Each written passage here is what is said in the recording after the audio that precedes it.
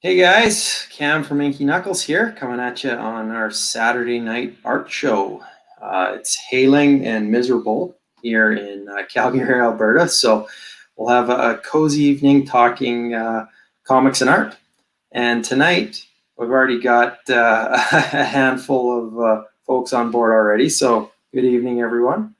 We're going to be talking Cosmic Ghost Rider and Dylan Burnett's work and lots of cosmic stuff. So, as always, they're not confined to the topic of the evening. We just so happen to have two collectors who have so graciously offered up their time to show some of their incredible art.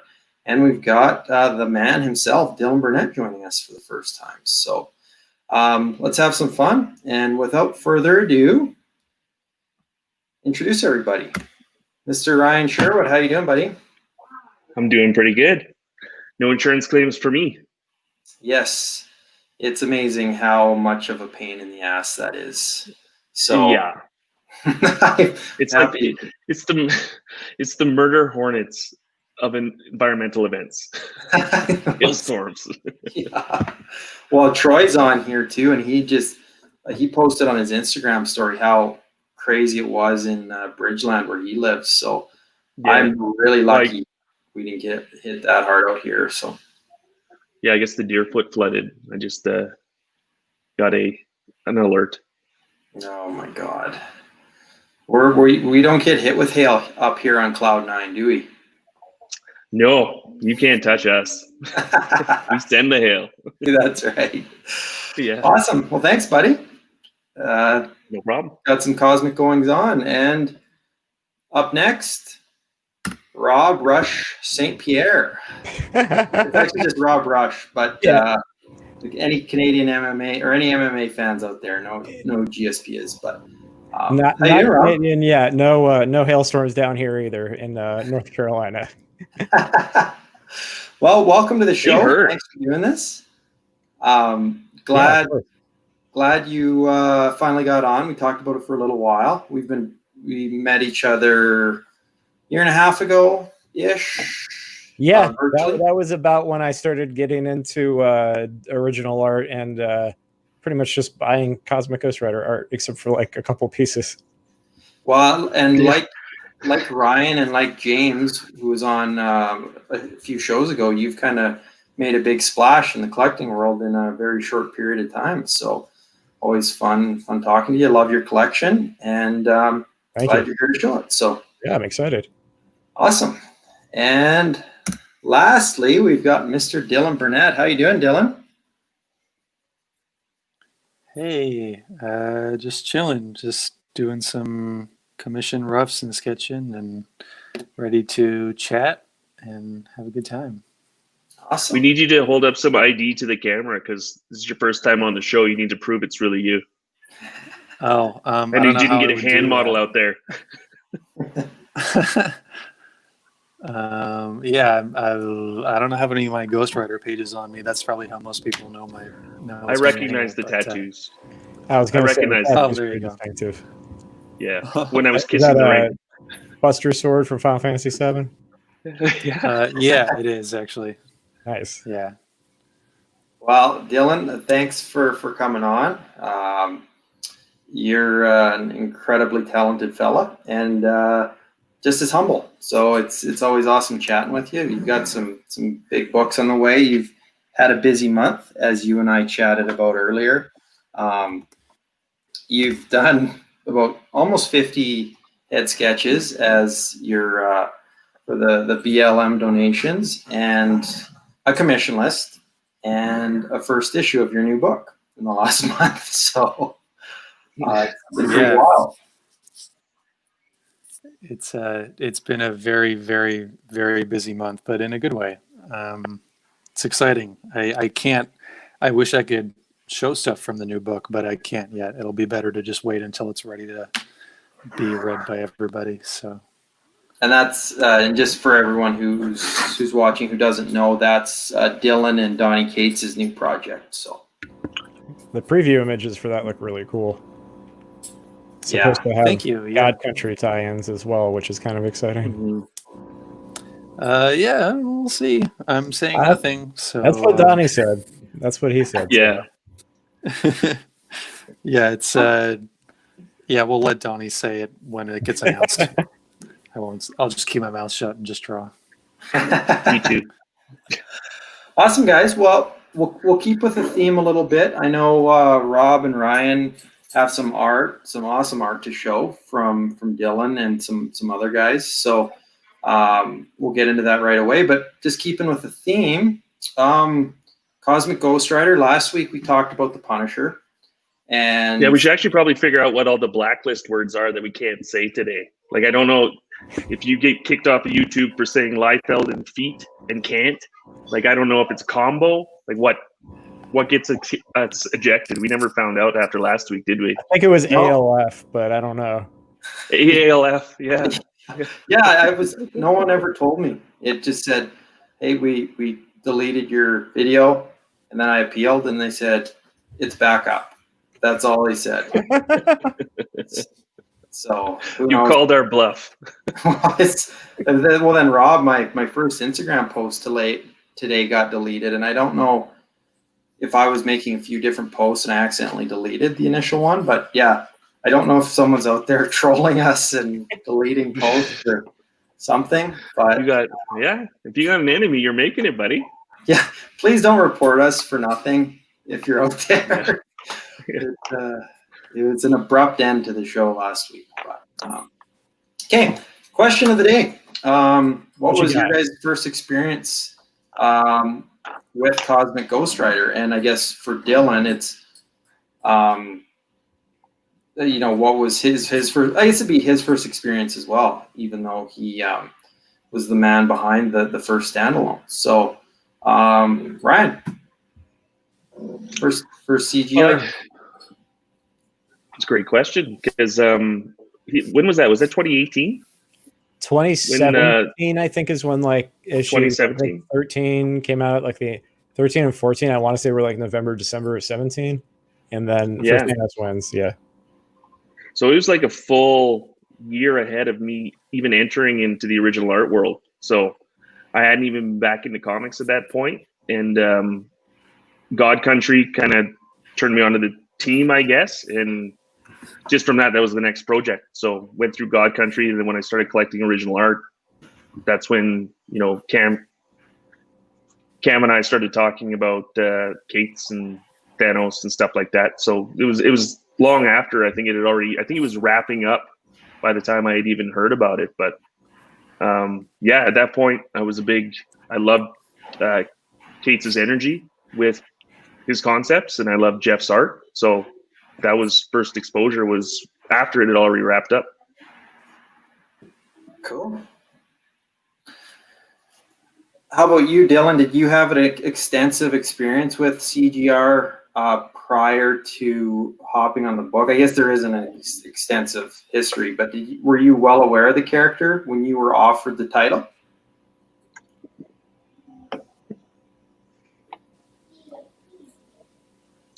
I'm sorry, was that directed at It's me? not him. You guys are cutting in and out like crazy. I can barely hear anything. He did use your first and your last name, so it is you.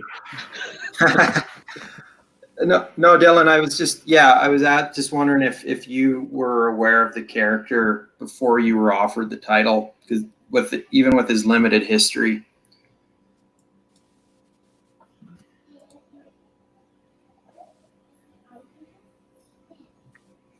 Are you and Stefan sharing an internet feed? I think he might have. We're a little glitchy there. Yeah. Why don't you I'm ask sorry, Rob? I literally can't hear anything you guys are saying right now. It's probably me. I could impersonate it. I'm a ventriloquist. I could just. My sound's all over the place. I don't know what it is.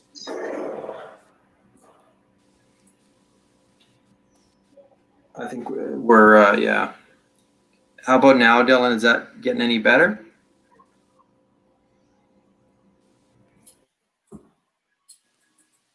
It's still choppy. Okay. I don't know who here. I'm just from my phone. I am not used to filming myself drawing. This is like a first for me. So No worries. We'll I'm sorry move on. if I screwed everything up.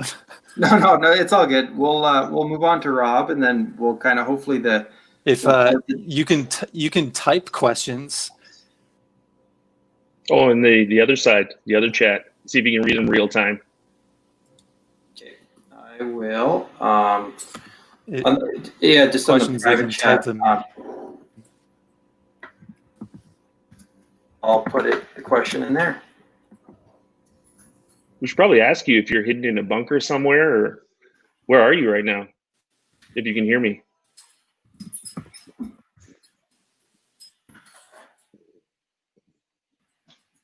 There we go. Oh, Oh, okay. Well, fine. Dylan, we'll give him a sec to come back on. Well, Rob, how about you? First exposure to the character, were you reading Thanos Wins in floppies, or what was your exposure to it? So I actually didn't know about it until I think Cosmic Ghost Rider #5 was hitting the shelf. And I was kind of like in and out of comics. Like when I was younger, I collected comics, then kind of just dropped off from comics entirely. Then got back in reading comics digitally on Marvel Unlimited. Found stuff like the Jason Aaron's God of Thunder run, especially like the Gore the God Butcher arcs were really, really good. And so I was just looking for stuff that was supposed to be good to read, and heard that the Thanos run was really good. So I started reading Thanos run from issue #1, which I was like, wow, I don't know why people thought this was so good. And then I got to issue #13, and I was like, holy crap, this is so much better now. So kind of got introduced to it just reading on Marvel Unlimited. Once I read that, obviously, next step is you read Cosmic Ghost Rider, and just kind of fell in love with the character and followed it ever since. It was kind of shortly after that where I saw somebody post a page, original art page. I don't even remember what it was of, on Reddit, and I was like, "Whoa, wait a minute!" Like, I had just gotten back into like collecting comics. I was collecting like Iron Man slabs, and I was like, "Wait, you can buy the actual pages from the comic books? That's a little bit cooler than buying a slabbed comic book." And by a little bit, a whole lot cooler. And so I started looking into runs that I had liked. So I really like the Thanos run, or really like the Cosmic Ghost Rider run, really like the Assad Rabik, like Thor art. So it was like looking around for that. And it happened to be that all of Dylan's Cosmic Ghost Rider art was up on, at the time, on Modern Mythology. And so that's when, Cam, I started talking to you and Josh, and that's that. I actually, one of Dylan's pieces was the first piece of original art I ever bought. Oh wow, double pager too. Yes, sir. Yeah. Well, that's interesting. So what's Sorry, just that transition. Once you realize original art exists, all of a sudden you don't care about slab comics as much. Yeah. I don't know the last guy. The only comics I have bought were slabbed Cosmic Ghost Rider comics, so I can display them next to the original art. That's like, I love collector origin stories. So tell us a little bit about where comics started for you, and then the process up until now. So, like, just from comics being your favorite thing to suddenly spending all of your money on Cosmic Ghost Rider art. Yeah, so I mean, I kind of told a good chunk of it. There's a few more details in there. So like when I was younger, I mostly collected Iron Man comics, and so I had a fairly decent, like a couple hundred issues of Iron Man. And just as you get older, you kind of lose sight of it a bit. I mean, I think like many people, the 90s, like late 90s, early 2000s weren't terribly kind from a keeping interest perspective. So kind of around that time, it was like the Heroes Reborn run on Iron Man, like about 40 issues in. It was like, okay, I think not really reading these anymore, just buying them. They're just sitting there. I kind of dropped off at that point. And then once the movies came out, I just absolutely, I mean, I've always loved superheroes, always loved Marvel. And when the movies started coming out, getting really popular, just really, really got back into the whole genre. And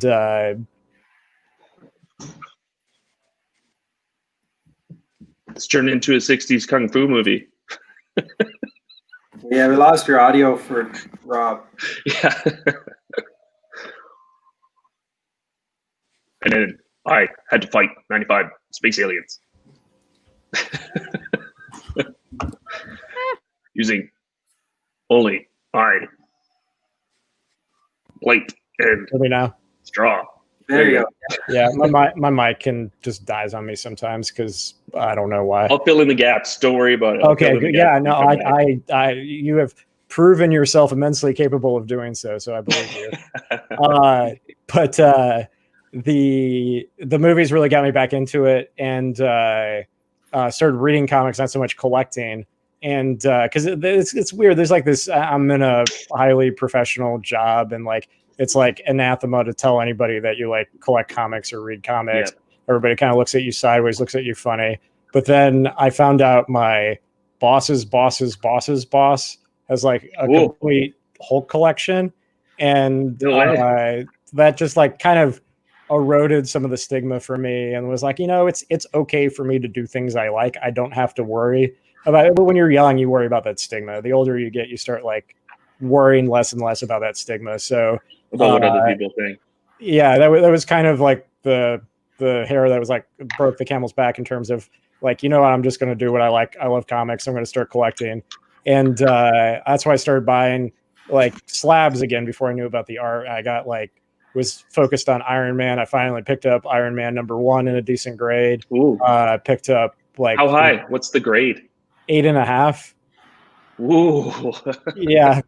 So that's so that's like a decent comic. I had always wanted that my whole life. So it was cool to pick that up. I bought like a bunch of I probably got like maybe not half, but close to half of like Tales of Suspense. Oh wow. Like 6.5 of Tales of Suspense 52, the first Black Widow. No 39 yet, but I stopped caring about ever owning Tales of Suspense 39 though once I started collecting original art, because it's like, and again, like I said, I just saw it randomly on Reddit, and it was like, okay, I'm just going to buy original art now. And like every piece of original art is one of a kind, no matter whether it's a panel page, a key first appearance page, or whatever it might be. Nobody else can own it. Condition isn't really relevant, or it's obviously relevant a little bit, but not as much. It's just neat to own. And there's so much history and story. It's just it's like an art. It's like you're buying an artifact. You're like buying a piece of the history. So that just One of a kind. that's been the only kind of the only collectible I've really like paid much attention to ever since I discovered it. Did you see that Tales of Suspense Kirby recreation that was recently auctioned? Yeah, I saw that. I know there's some drama about like, oh, did Kirby do it? Yeah. Did Kirby not do it? It's like, honestly, it's if I was in the market for something like that, I'd probably care more. But at the end of the day, Kirby obviously had some involvement in it, I'm sure, and it's So it is what it is. while condition of original art doesn't matter, it's definitely not free of controversy. Like it's with dealing with a one of a kind, you have no really no support if there's somebody that weighs in on something, because if there's only one issue or only one piece, it's controversy can still affect things rather than whether the grade is pressed or anyway, that's a different topic. That's entirely. And with modern art, it's not so bad because it's pretty easy to draw the line of provenance back. I mean, with most comic art, I feel like it's not. The recreations, I think, are where it gets like not unpublished art that's meaningful. So if it's a Kirby, a Wrightson, or Frazetta or something like that, it's unpublished. It's a lot easier for it to get mired in controversy because it's a lot harder to draw that line of provenance because you don't have the publication to sort of prove it out. I mean, I know even some published stuff, like you can get like really good digital, muddle it. But James is asking, what did I like about the character? I figure that's probably a good direction to go, just given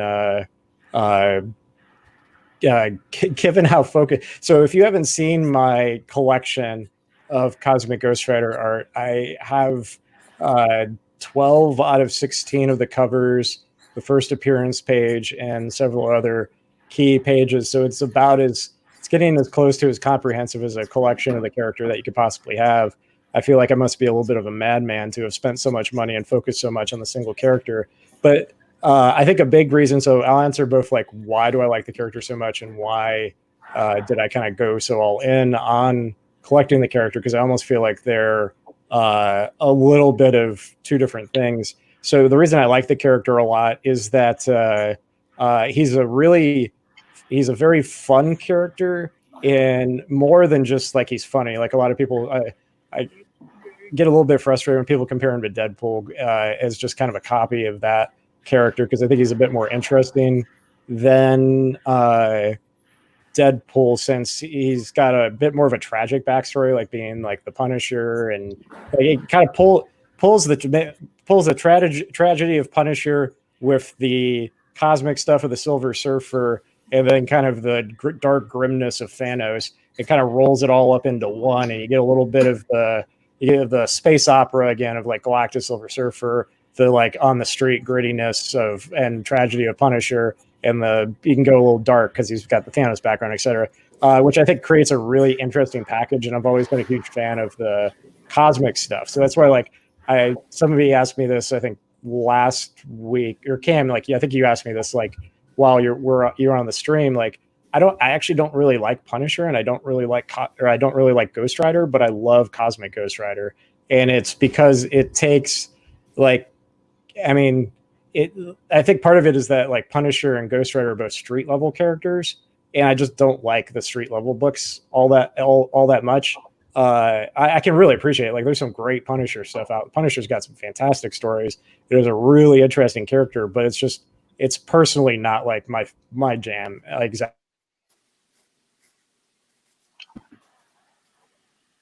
And then the giant praying mantis fell from the sky. we lost your audio, Rob.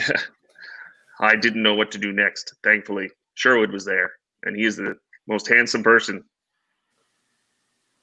I've ever met in my entire life.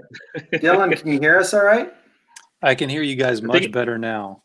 Oh, nice. I think Rob cut out. I thought Cosmic Ghost. Yeah, there you go. Sorry, I think Rob. It was a really creative way. It's like Frank Castle was in purgatory while living real life, right? Like, so you had to have him always deal with his backstory, but you can't stick him in purgatory because then you remove him from everyday life. So putting him in the cosmos, he still has to live with his background, but he's got a new focus that's bigger than just the street level, right? Yeah. So it was a creative way to kind of like take the Punisher and do something different without moving on, I guess, from something that was supposed to be a really big tragedy. I don't know. I thought it was a creative way to deal with that. I thought it was good.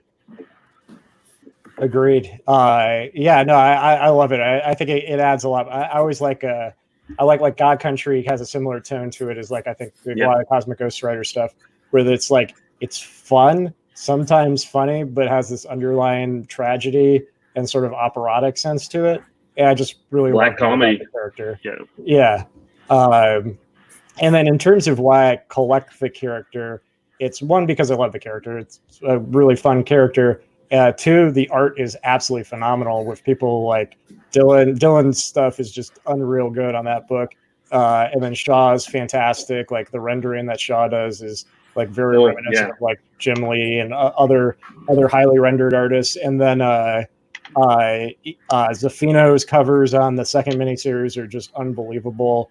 And a really huge fan of like the energy and almost like the 3D pop out effects of like the Hepburn covers. They just got some really, and the Hepburn interiors too. They got some really, really good artists on the entire book. I mean, a character where you've got fire and chains and space just lends itself to all that Kirby crackle and other goodness that you love to see in visual Marvel perfection. Yeah. Well, and one thing with the character too, especially not the character, but the creators behind it, Dylan and Jeff Shaw's originals are above and beyond, your standard pencil and ink interiors that you sometimes get. Like there's so much finishing product on there that the original, as a standalone thing, is a gorgeous piece of art. And it's not always the case, but I found with Dylan and Shaw both, there's so much in those pages. I don't know if you don't lose anything with color, but to see Dylan and Jeff's work in its purest form is quite something.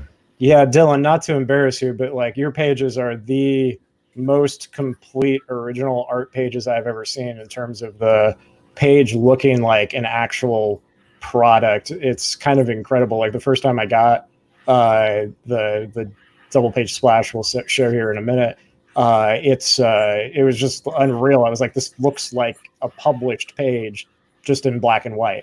Whereas like some other pages you see, like you're like, oh, it's kind of missing this or this piece. I don't like it quite as much as like the publisher. The colorist will fix that. Yeah, exactly. That happens on so many art. I mean, which is fine. It is production art at the end of the day, but it happens a lot.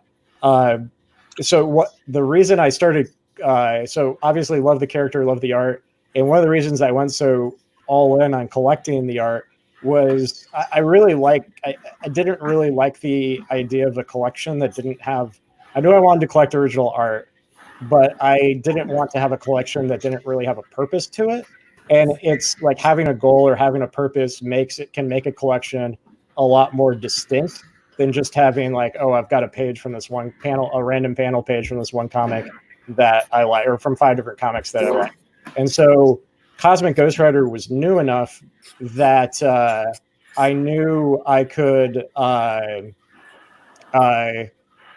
knew I could get a really distinct collection, and I think that to be fair, I didn't know that for sure when I started out. But as soon as I got there's kind of two dams I had to break. First,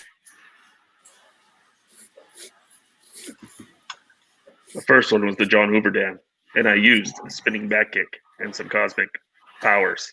It was fantastic. Everybody in the area became pregnant with my awesomeness. It was a fantastic journey. Of course, I repaired the dam free of charge because people needed it. okay, now you can hear me, I think. Yep. Sorry. You're all over the place. No Like worries. you're talking about 2 different stories at once. I don't know what's going on. So anyways, I didn't know for sure I was going to go all in, but once I got the first appearance page and I made the decision, had the opportunity to, and made the decision to buy the entire set of Zafino covers. I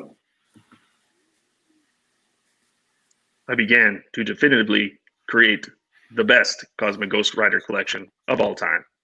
Now, as a collector, I'll think about this question for a second, but you might ask me, did I feel a sense of urgency that these pieces might be gone? And as a new collector, knowing what I know now, Okay. would I have acted? You can hear me now, right? That died really quick that time. That was fun. Anyways, once I bought all the Zafino covers, I was like, all right, we're going to try to just do the whole thing and see how big of a collection. And eventually the idea is to get it all framed up and have a pretty nice, almost like a personal museum. I got a question for you. So knowing what you know now, like did you feel a sense of urgency? We're like, okay, this is my purpose. I need to act quick or Yes. it might be gone. Yes. Would you have was acted very the same way stressful. now as you would back then? It was stressful and expensive. I feel a lot better about it now is because I have the pieces, particularly the #1 cover and the first appearance page. I saw the sign. I opened up my eyes. I saw the sign. You like Ace of Base too? You're gone too, Cam. You're on mute. Oh yeah, sorry. Well, What are you Rob's- guys doing? Okay, I'm Well, back now. Rob's I don't know fixed what's that. up with the mic. Okay. Guys, I just want to go to Skeff asked earlier what Dylan was drawing. So I just wanted to zoom in on that. What are you drawing, Dylan? I'm just trying to figure out some thumbnails for this Moon Knight commission that I'm doing. I really want to do something just bizarre with it. So hopefully the collector's okay with that. Are you Awesome. a Moon Knight fan, Dylan? I know literally nothing about him, but I think he's cool. He's an interesting one. He's got an interesting backstory. That he is. I like that he's like Because a friend of mine is a really, really huge Moon Knight guy, and whenever someone says something like he's just Marvel's Batman, he has like a conniption. It's Frank Miller's Marvel's Batman. Oh, he's still cool. Dylan, Oh, he's cool. can you just hold up the sheet to the camera just so? Sorry, I got the light on my thing here. It's not really. Oh no, that's okay. Just so I we can can't have a believe quick I'm showing this to you right now, but these are just like crazy, crazy rough. Awesome. But I'm just trying to get a feel for it right now. I think it's drawn in, like- fascinating to see the creative process behind it. Thanks. It's Yeah, So just every commission, you'll do a whole bunch of thumbnails and decide on the, what feels the best. yeah, usually. Although sometimes I'll just be like sketching something, and I'll just like wing it. Depends on how I'm feeling that day. One thing I found with you, Dylan, the first time I'd actually seen you draw was at Fan Expo last year, and I couldn't believe how apt you were, and how quick you were. Even the smaller pieces you're doing at the show were fully finished, fully realized pieces. So your work suffered it wasn't any looser. It wasn't any worse being at show. I was really impressed with your aptitude even in person like that. So Thank you. It's always a pleasure to watch you work, like Rob said. So Thanks. Yeah, no, that drawing at shows can be kind of hit or miss for me sometimes, but usually I have a really good time and just relax and chat with people because I never really get to do that sort of thing. So it's a good environment to relax, probably more so than at home. well, and hopefully we can all do that again soon. It might not be till 2021, but yeah. Awesome. So Go ahead, Red. I was just going to ask Dylan about I don't know how he felt about doing Cosmic Ghost Rider. Like when he got the opportunity to do it, did it feel like the big break? Like, do you think you're on, America's Got Talent? There's your chance to get the golden microphones or whatever. Yeah, well, I mean, I was obviously just so stoked. Donnie and I, like Donnie was telling me about the book at Emerald City Comic Con in 2018, and I was just like, they hadn't found an artist for it yet, and I was just like, dude, that sounds so sick. And I was my best friend who lives in BC drove down to Seattle to pick me up from the show, and we hung out for a week, and I was helping him move into his new house. And like I woke up at like 8 a.m.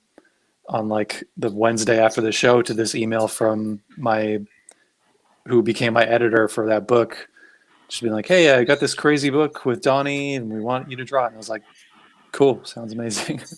And I had a little bit of a freak out there. So Oh, that's quite awesome. And Rob touched on it earlier too. And we lost Ryan for a second. I'm sure he'll be back. But I think, it's one of those rare instances too, because a good book and highly sought after original art don't always go hand in hand. But with Cosmic Ghost Rider, it feels like it kind of did.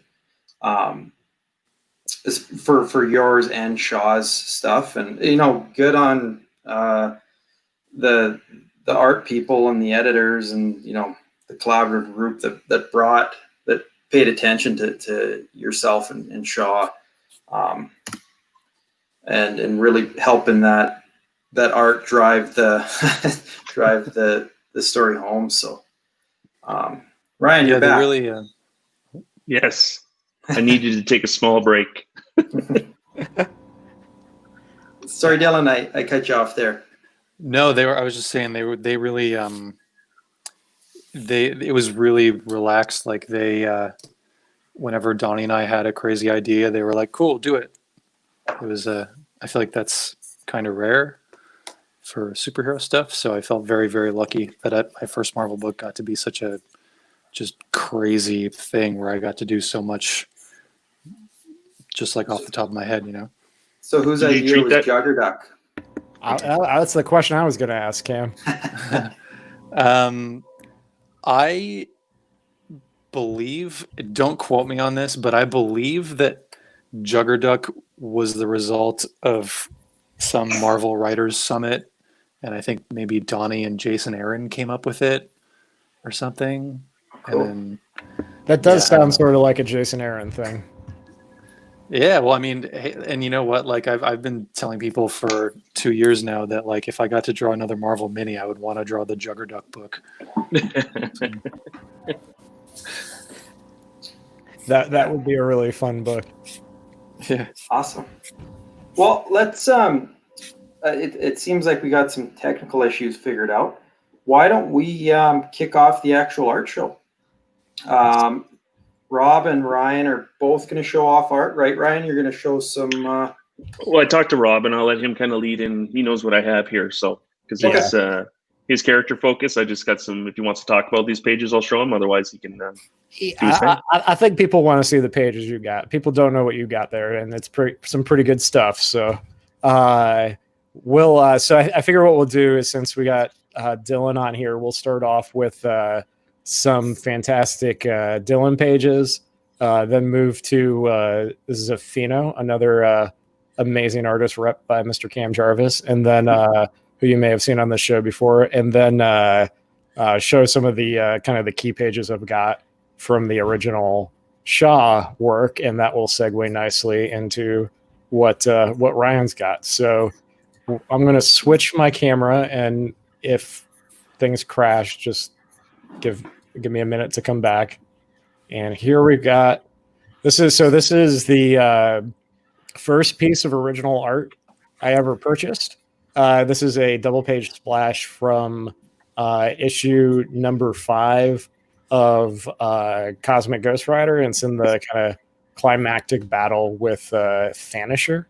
If you haven't read Cosmic Ghost Rider before, Thanisher is Thanos raised by Cosmic Ghost Rider, and he grew up to be the Punisher, basically. So this is the end of that fight. So a fantastic. I just absolutely love this page. There's a lot of Cosmic Ghost Rider is a really goofy book, but in the funnest way possible. But there's a lot of like father-son sort of like family dynamics going on in the book too, and it's you wouldn't think Cosmic Ghost Rider killing his son who became a dictator of alien planet would be sad, but it's kind of sad in a way. I love how it's sort of emotional in this goofy, really, really fun way. And I really liked Dylan, your use of whiteout on this page for a lot of the explosion effects, and the native space is fantastic. Yeah, it's thanks. Yeah, that was. I mean, I use a lot of whiteout because I screw up a lot. But that was like, I got to draw a Ghost Rider doing a Hadouken on Thanos. Like, all right. So this is a Hadouken. I always call this the Kamehameha page. I need to call it the Hadouken page, apparently. Well, I'm more of a Street Fighter guy than a Dragon Ball Z guy. Ken or Ryu? Ken is my go-to. Oh, the blondie, huh? Yeah. All right. So this is the Hadouken page from now on. I'm glad I've got the provenance there to reference this page correctly now. I love this page. There was a great page. Again, like I was talking about before, Dylan, when I saw this page, I was just blown away by how much it felt like this was almost better than what was like published in the comic book, because you could see so much detail. It was so dark, so like the color, color, quote unquote, the blacks just popped so strongly. Like you see other artists, they just fill in the blacks as loosely as they need to for the colorists to come in and make it as dark as it needs to be. But this is just so clean and so crisp. I loved it. And I like to think about all that whiteout as happy little accidents that just make it look a lot better rather than mistakes. So, well, thanks, man. I'm so glad you like it. It's it feels sort of I'm sure you've had somebody say this on the show before, but it feels really weird looking at something, knowing it's in another country in someone else's house, and I drew it like 2 years ago. Like that was sitting in my basement studio out of my parents' house when I drew that book.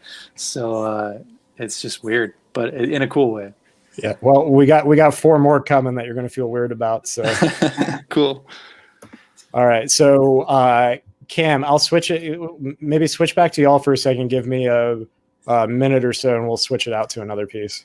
Okay, cool. I've got the scan up, so can have a look at that. The double pager. Yeah, these are crazy because I got these from Dylan. I zipped out to Toronto on a red-eye flight after my company Christmas party back in 2018, I guess, and picked all these up from Dylan, which was pretty awesome. So I had my hands on this for a little while, and I was blown away. I was useless at the end of that day, hanging out with Adam and Dylan because of the red-eye flight. But Adam's daughter was just poking you in the head, like unconscious. No, Dylan, Adam, and I went for breakfast. Then we went to Adam's studio. We went to his LCS, and we hung out for a bit. And then Adam bought me fried chicken before I headed back. It was a good day. So awesome. You got another one? Are you queued up, Rob? Am I ever? Let me tell you about being queued up. This one time I played pool with this rep named Cam, and he cheated a lot. Oops, I won't put him on the spot here. I'll take. Hey, Dylan, have you noticed a big transition now that you've done that book and the way that things are? Like, have you? How many events do you go to in a year? Like, will you attend as many live cons as you can, or is that a rare thing for you? I usually hit the 2 Toronto shows just because they're local for me, and I like to see all the people that I know and hopefully meet some new people. But honestly, I don't really get out. I'm kind of reclusive. I like to stay at home most of the time. I try and I wanted to do one state's show a year, and it's weird because this was the one year that I was thinking maybe I won't do any shows at all. So I canceled Chicago because I was too busy. And then I canceled Toronto because I just was thinking that I want to take a break for a year. And then this whole pandemic thing happened. So I guess it kind of is, it doesn't really matter anymore. But this was worn out, or is it get you to Calgary? Yeah. Yeah, I was bummed that I couldn't do that. That would have been a really fun show. Is it the hardware you're putting on your body with the claw grip, or you're just kind of exhausted with how much of it's turning into work rather than something you really love to do? Why the break? From traveling to cons? Was that just to break traveling for cons? Yeah, I don't know. I just kind of felt like I just wanted to take a break from it. I don't really know why. I just sort of, it's just like the flights there and the flights home. It's just stressful, and I don't deal well with that kind of thing. So, how did you get into illustrating? What's your origin story? Oh, wow. I've basically just been drawing since I was 3 or 4, and was obsessed with video games and cartoons growing up. So those were my main inspirations. And then I never actually started reading comics until I was in high school. It's kind of, I don't know. I just started drawing and went to art school, dropped out twice, and started working with Donnie during one of those years at art school, and the rest is history. So just kind of network and found a group that you kind of found a medium to use your skills. Yeah, I was playing in a punk rock band. Ooh, what's it called? They're called Like Pacific. They're from Toronto. I was playing in that band for a few years, and we were sort of, I think there was talks of signing a deal, and then I was like, I don't really want to, I was 21 and I kind of wanted to really get serious about drawing comics, so I just step back and let them do their thing, and they're killing it now. And one They're would touring involve a Europe lot of. Oh, are they? yeah. What'd you play? I started as the drummer, and then I moved over to guitar. Nope. Just So because that's another- an easy transition. So another reason to hate Dylan and his, not only is he a rock star, world class comic artist, he's also a rock star, literally. So No, not at all. No. I mean, I think if you're in a rock band, you're technically a rock star. So I don't think that there's such a thing in punk rock music, or there shouldn't be a thing in punk rock music, if you ask me. But fair enough. Well, this next piece we've got up here definitely means you're a rock star, because this is Nice not only transition. one of my favorite pieces, but also one of my wife's favorite pieces we own as well. This is from the 4th issue of Cosmic Ghost Rider, and this is if you haven't read Cosmic Ghost Rider, this is a bit of a spoiler, but it's a phenomenal reveal, and I love the detail. I love the you got Thanos above like the crushed Statue of Liberty there, and the blimp with Liberty and Pennage, very much like looks like a Judge Dredd Cop City sort of vibe to it. This is one of my favorite pages. what I like about this page, Rob, is it doesn't shy away as much as, you know, someone like Donnie and his affection for the character. You see what's inherently wrong with the Punisher's methodology, you know, and this is where it goes. Yeah, This is where it ends up, you know. that is a really interesting point. I hadn't really thought about it so directly from through the Punisher perspective, but the whole story really is about like, this is how bad the Punisher is because if the Punisher were to raise Thanos, you get this. So it's kind of it's interesting. But no, I think one thing this page is I'd like to point out with this page too is I focus a lot with my collection on splash pages, covers, and key pages. And I think that's really important to think about when collecting. If you, so some people care about value, some people don't care about value. I find the value fascinating. Like 90% of everything I own, I never plan to sell it, but it's still really interesting from a value perspective. Like I do want to know that like if I were to have like a family or medical emergency and I had to sell my art, that it would retain some sort of value. And I think that by focusing on splash pages and key pages, etc., they do tend to retain a lot of value. And I like them personally just from an artistic perspective as well, because you get this full large image. You don't get as much as a sequential storytelling, which is really neat with the panel pages, but I think interesting from an art collector perspective, these sorts of pages tend to retain a little bit more value. And I think, to tell you the truth, that I've been thinking about that, and I think the reason is you know, everybody talks that it's the one of one. Like the cover is the one of one of the one of one, right? There's only one cover on a comic. You know, there might only be 2 or 3 splash pages, and panel pages you can get, you know, a lot more. So I think that it's kind of, you know, sub-focused the value into being even more rare when you get 1 of 2 splash pages that are in a book, or you get, you know, the cover. And the reason being is like you're talking about the absolute uniqueness of original comic art. So I'm with you, and I think that's a big reason why. Yeah, it's interesting too, because like I've become very cover focused in more recently in my collecting, and I realized that like, well, if I want to check all those boxes from a collector perspective, it's the cover that like represents the book. And so I've kind of come to understand that pull towards covers a little bit more. Where when I first started, it was definitely like the first page I bought was that double page splash, which is like fantastic. But it's I could see why people get pulled more towards the covers. So Dylan, how fun was it to draw all these windows and buildings and lines on this page? I love doing that kind of thing.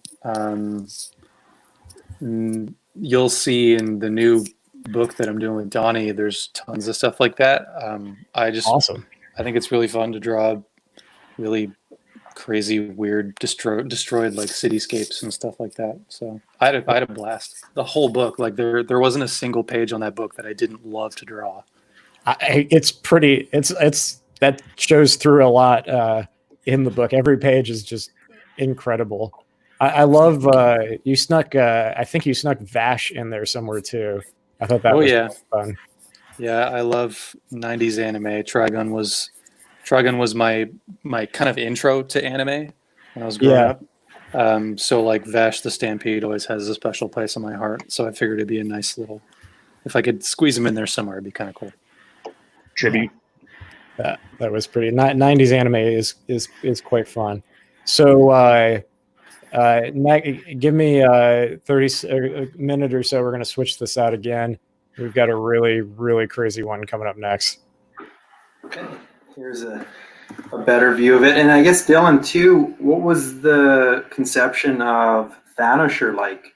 Was that another thing that Donnie kind of had brought to the table from discussions with other Marvel folks, or did you and him come up with that?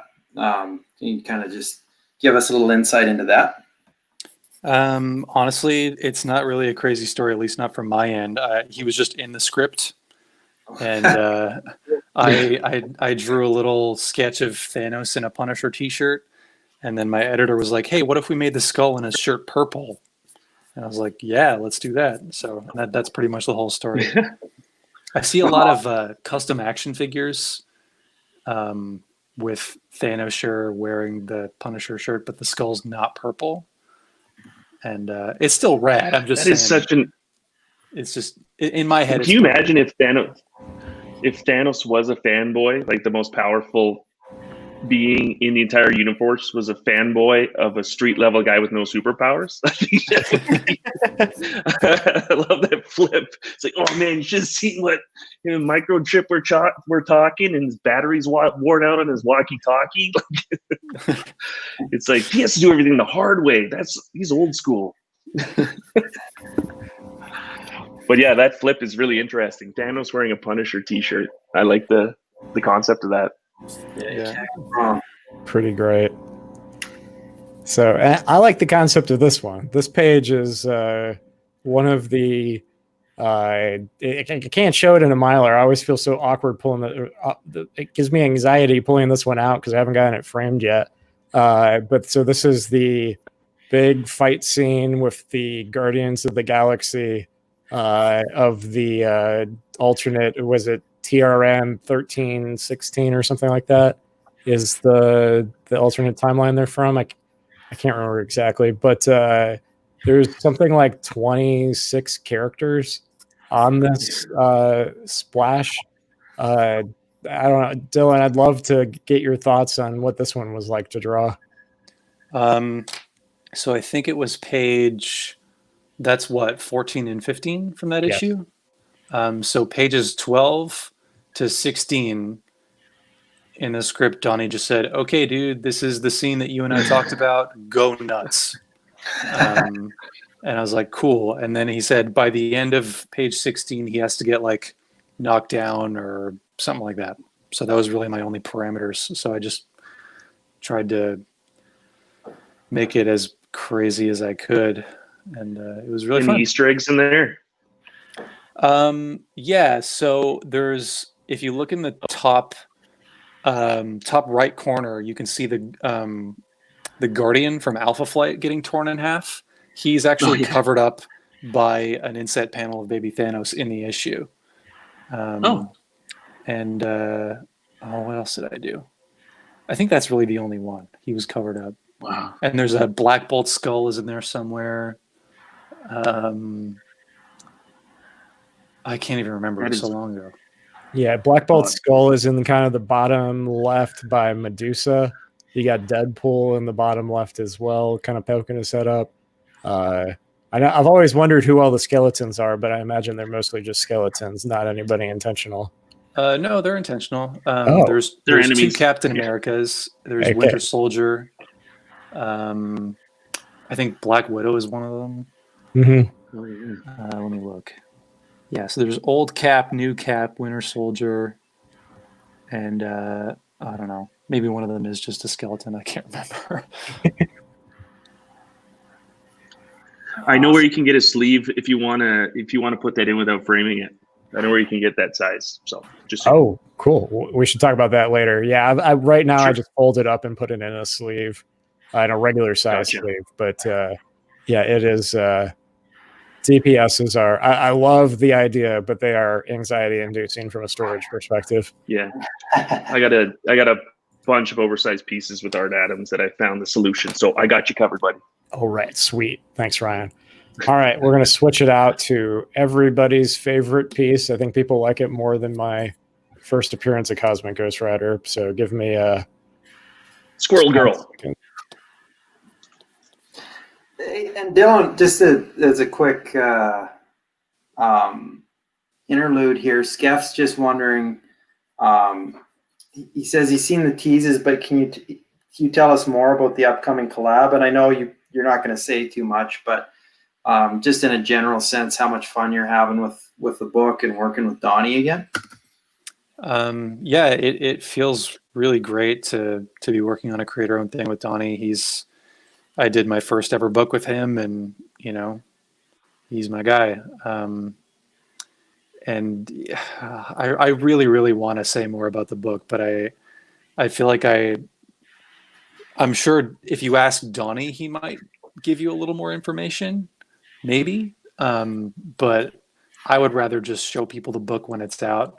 I can say that there's monsters and a big sword, and that it's awesome. Do you know, like, if you finished illustrating the whole thing? Are you still in progress? Are you story finished, or is it? Yeah, I just finished the first issue. And yeah, it's I think it'll be available to read pretty soon. So. Nice. Yeah, I know Donnie. How far ahead do you? Teasing, like, I can't remember if it's end of this month or into next month, but not too long. Yeah, you'll read it when you read it. That's all I'm gonna say. Awesome. So what do you got there for us now, Rob? All right, so I swear people like this character more than they like Cosmic Ghost Rider. This is the first ever appearance of Juggerduck from the last page of issue 2, and you could see him looming up there in the background. Then you've got let me see if I can get these characters' names right.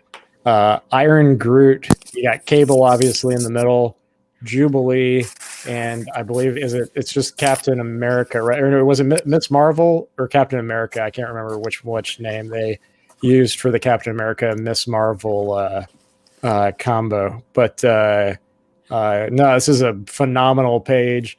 In a weird way, at some point I've been trying to catch up in the old X-Men run. This page kind of reminds me of that splash page with the like first appearance of the Starjammers. Just a really good, like, lots of characters in a really dynamic position, a lot of kind of energy and emotion, kind of silly, but really a really, really fun page at the same time.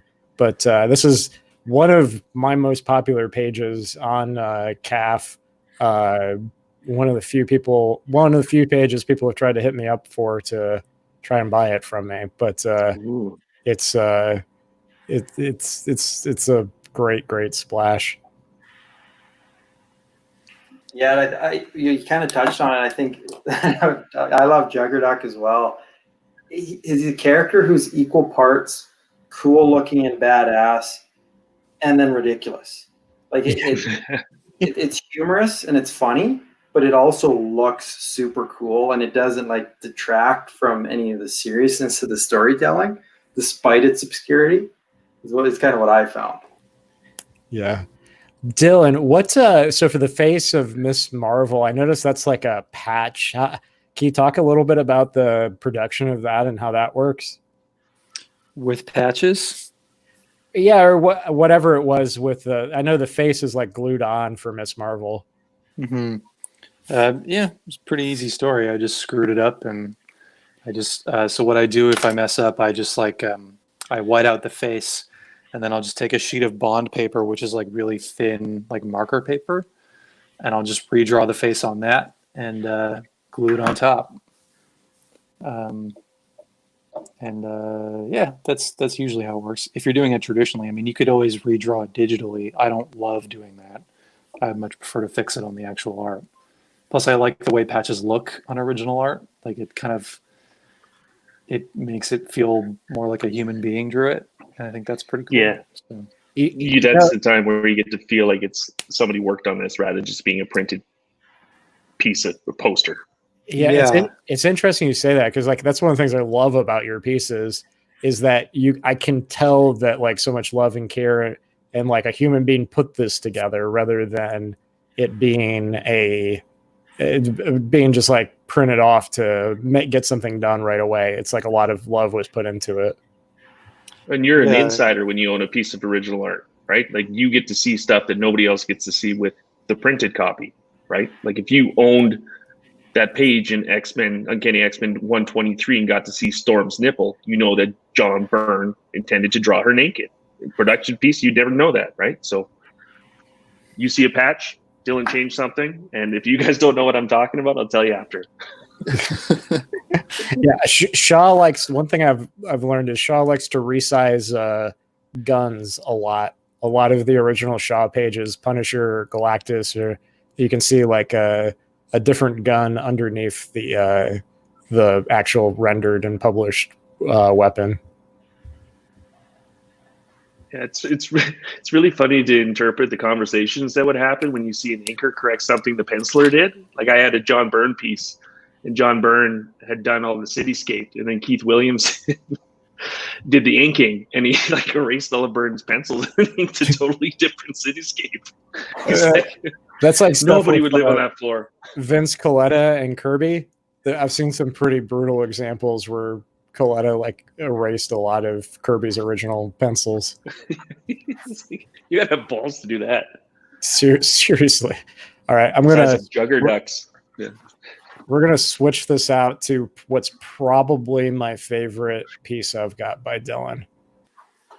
And here's the scan. So that patch wasn't something like an ex-girlfriend that you paid tribute to, and you're like, I broke up, I got to change your face. It was just you didn't like the way it looked, right, Dylan?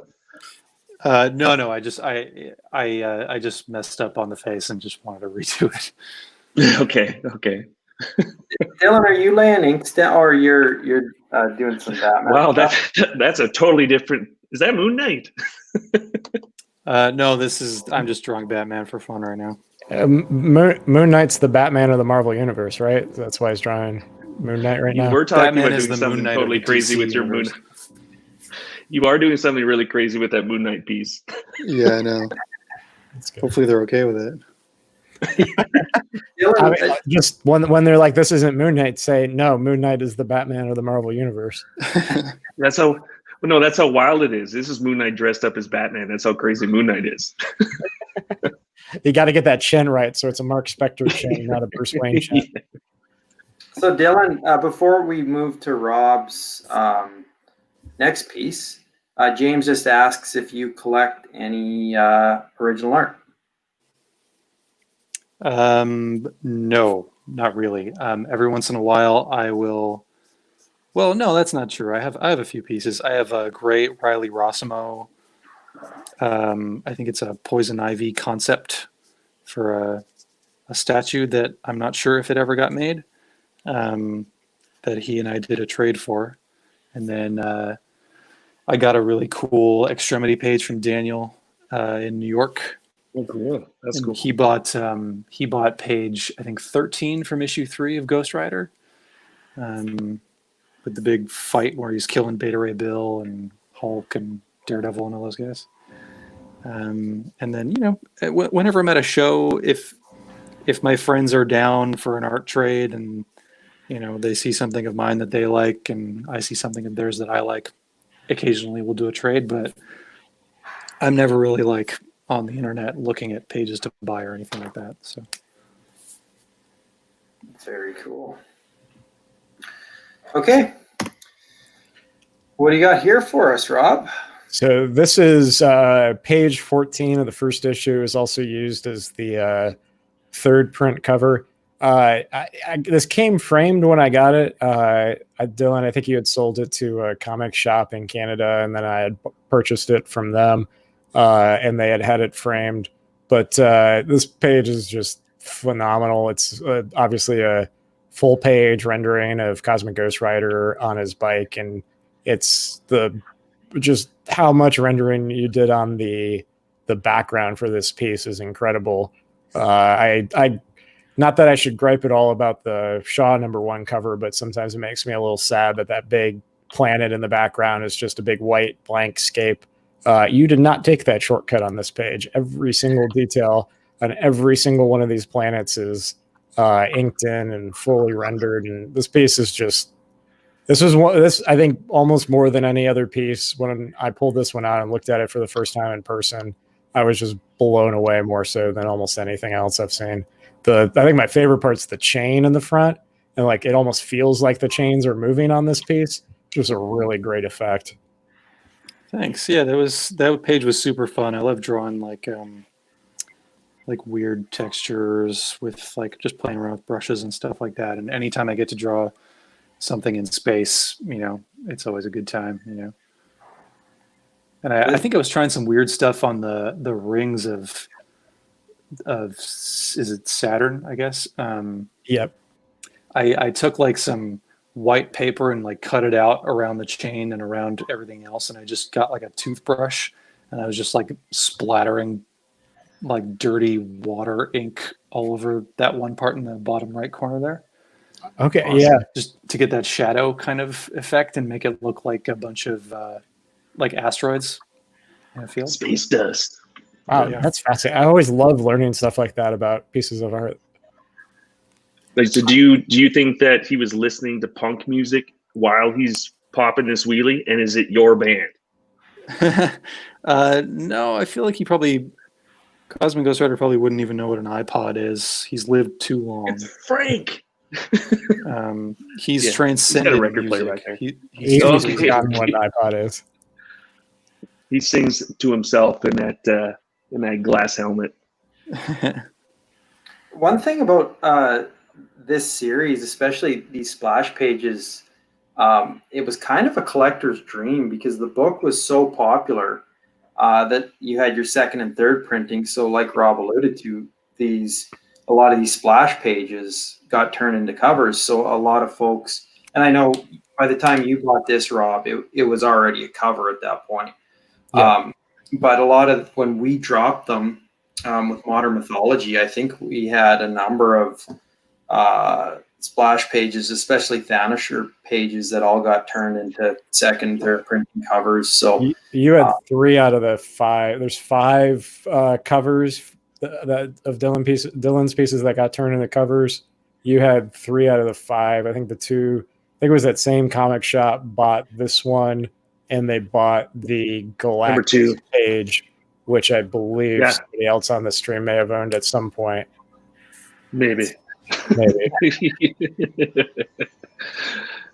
Yeah, it's and even from the hard copies perspective, the published copies, the second and third printings are often more rare than even the first. So you might find that the actual physical copy of the book, it will be more valuable than the original. So people will be hunting these covers more than they would, Jaws.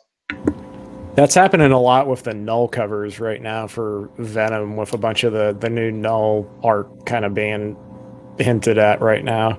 I know the like 3rd or 4th print of Venom #3 has been going through the roof because it's like the first appearance of Null on a cover or whatever.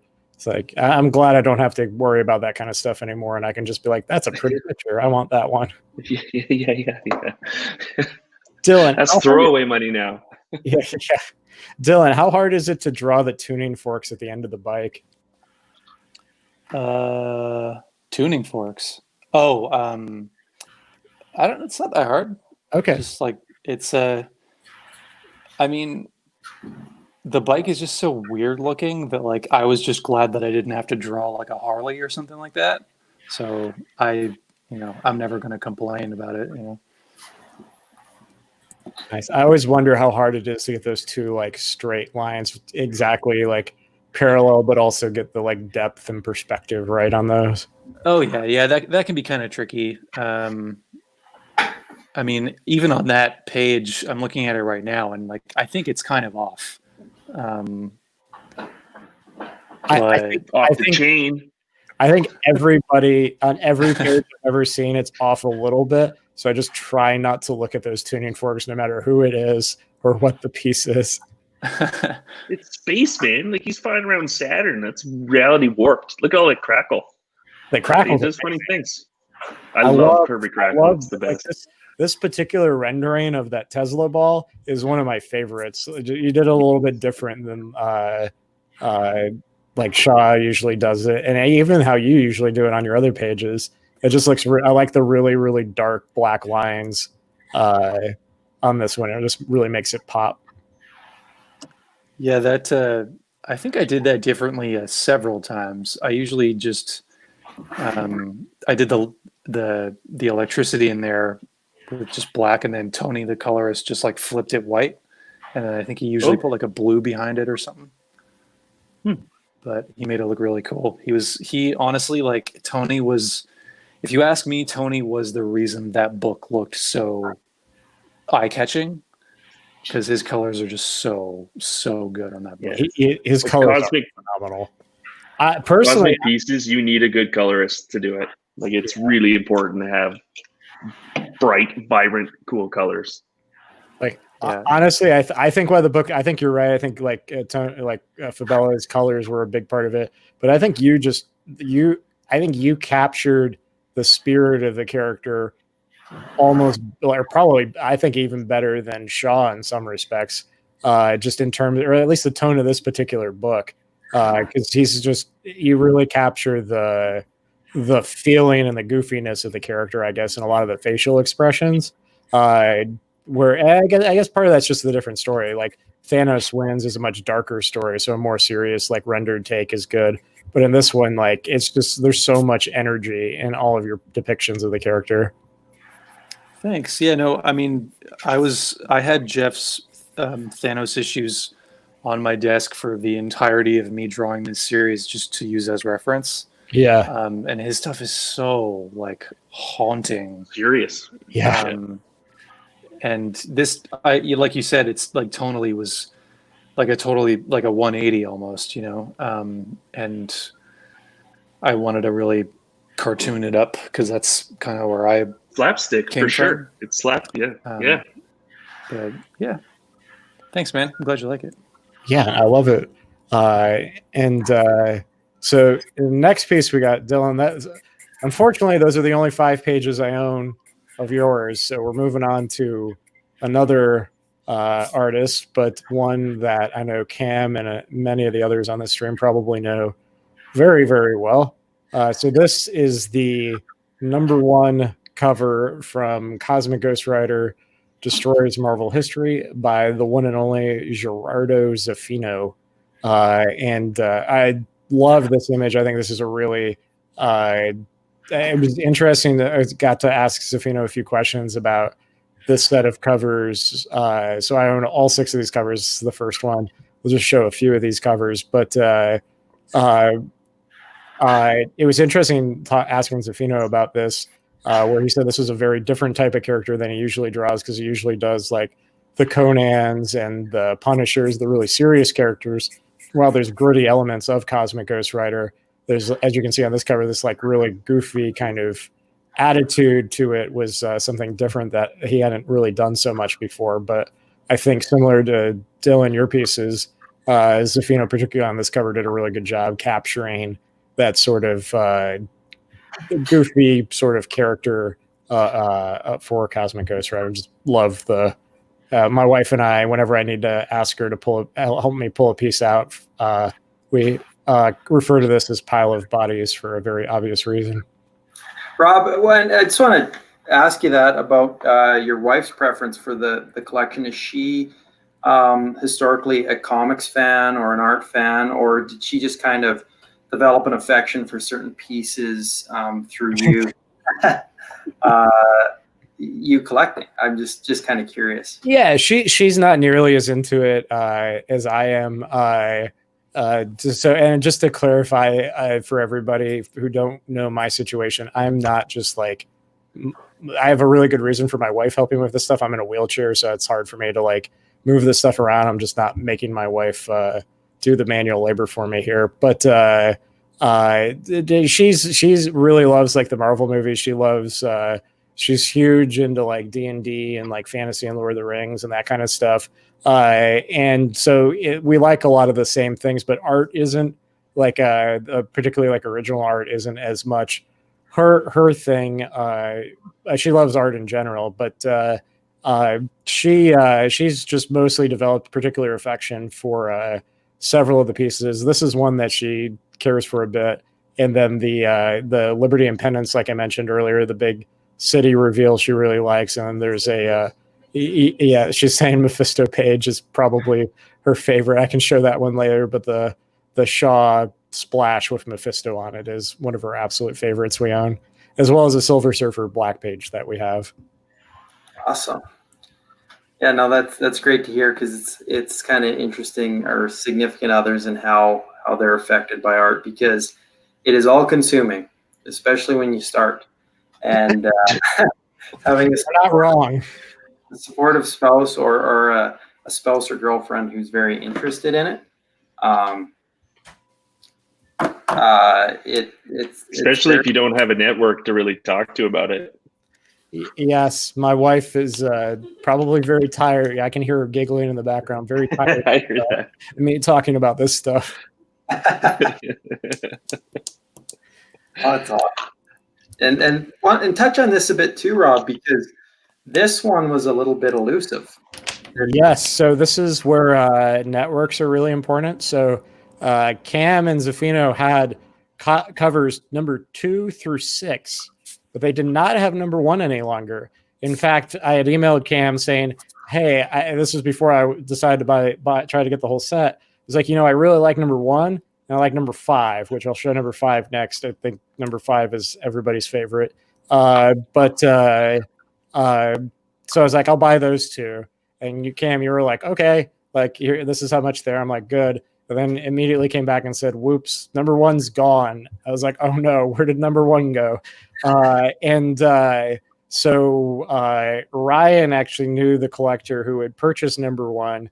And I don't know what magic you pulled, Ryan, but you were able to convince that individual to part with it. And once that was solved, I think it was actually before that was solved, I had decided, okay, like 1's gone. It put me in a little bit of panic, but created a little bit of that FOMO. And I was like, I'm going to buy 2 through 6 and try to get number 1. And it was a really, really great feeling when Ryan was able to help me secure the number 1 cover. And this was the first complete cover set I was able to put together. I had to let go of all my original Alf pages. Oh no! Holding on to that he was after. That word. Don't say that word. I know. The summer special. Everybody, it's because Ryan invoked the foul alien. Yeah. You don't want to know what I had to do to get that, Rob. I hope you didn't have to do too much. I had to get Cam to go over there. You've watched all of those, have you heard, you've seen that movie, Save the Last Dance? I have not, no. Yeah, so Cam had to recreate the whole movie. Oh, wow. I'm sorry, Cam. Yeah. I appreciate it. I love you for it. Anything for his customers. Anything for his customers. Just a quick aside here. Skeff had mentioned, just wanted to give props to Cam and Dylan, thank them for the chance to get a sketch by donating some awesome charities, and appreciate the kind words, Skeff, but I cannot take any credit for that. That was all Dylan. And he showed me those sketches earlier, and they are incredible. So I don't know if he's still got the pile in front of him or not. He might not, but they're really cool. So thanks, Dylan, for doing that. I know the response was amazing, and everyone's really pumped. They're going to get some really great art out of that. So good on you, sir. Thanks everybody for donating to that. That was really, really cool. I just I felt like I really wanted to do something, and I mean, Hey, it wasn't even me. It was everybody that donated. Like, thank you to everybody. And I hope that you like your art when you get it. Oh, I'm sure they will. That looks pretty awesome. Yeah. Yeah, no, thanks, Dylan. That was really, really cool. I know sometimes it can be hard for a lot of times when troubling times come around, everybody wants to do something and make a difference, and it can be hard to find that way to do it. But that was a perfect gesture in order to leverage your skills to really make a big difference, I'm sure, for a lot of folks. Thanks. Yeah, it felt like the most useful thing that I could do. And I wanted to do something, and it was really no problem. Especially for such a great cause. So Awesome. Yeah, I know. I think I've got a Cosmic Ghost Rider somewhere in that stack, so I'm really excited, looking forward to I that. got a few of them here. I bet. Can you see this at all? My light is just like really bad right now. I'm sorry. Is that It's a Mr. Miracle. Mr. Miracle, yeah. That's terrible quality of lighting. Oh, yeah. It's awesome. Miracle Man. Yeah, sorry, Miracle Man. We got an Ant-Man. Oh, that's cool. There's a I huge love you pile on of that them. run, by the way. I love that. Thank you. That was perfect for your style. Like, Yeah, that run is really good. Funny. Yeah, it's really, really good. Thank you. Yeah, working with Zeb on Ant-Man was because Zeb Wells was the reason that I started reading Spider-Man books for a while. Oh, yeah. And I got to draw Spider-Man in issue 3 of that book, and I was just so stoked to draw Zeb's Spider-Man. And Ant-Man too. Like, it was a great book. I'm so happy that I got to draw that. It was a great, like, so I cannot talk about how much I like that run. That Ant-Man run was, I thought, a perfect opportunity for your kind of slapstick cartooning style mixed with, big, dynamic images. Like, it was really good. The designs on the villains are phenomenal too. I love the villain designs. Thanks. Yeah, and like there was not, again, it was like Ghost Rider. Like, not a single thing was not But you didn't like it, yeah. Yeah, are you sure? Are you sure that's the script and not just you, where you just turn every page into something that's fun to draw? No. Zeb's a phenomenal writer, and he and I had a nice chat before I started drawing the book, and we talked about the sort of things that I thought could look cool and the sort of things that he wanted to put in the book, and it was very collaborative. Who's the Nazi bug again? Like, the dialogue between Ant-Man and the Swarm. the Nazi bug Swarm was funny. I was literally laughing out loud as I was reading that issue, and that doesn't happen often because I'm a tough guy to move. Yeah, he was. Zeb is just so funny, and he's super funny. And like, when you meet him too, I met him in New York, and we had dinner, and he was just like, the way he writes superhero books and the way he is in real life, like, it makes total sense. He's just so funny, and so cool. Spider-Man getting jealous, like, it just all of those. It was like a perfect. It's almost like what fun comics are supposed to be. Just with the dialogue, but it had enough adult humor. Like, it was like, a good Pixar movie where they slip something in for the adults, but it's for kids too. Like, I felt like it was a pure comic book. Like, it was what it should be. Thanks. Yeah, Absolutely. It was. I felt the same way. It was like I feel very lucky I got to draw that book. So do you keep pieces of all of your stuff that you do? Sorry, say that again. Do you keep like a page of everything that you do? Like, do you keep any of your own stuff? Sometimes. I still have a couple Ghost Rider pages that I probably won't ever get rid of. And I don't know if I still have it. I think I still have issues. Cam, you don't have issue 5, do you? I don't remember. No, I have 1 through 4. Okay. Yep. So I have issue 5 still, just because I haven't sent it to Cam. But I don't think I need to keep any Ant-Man stuff.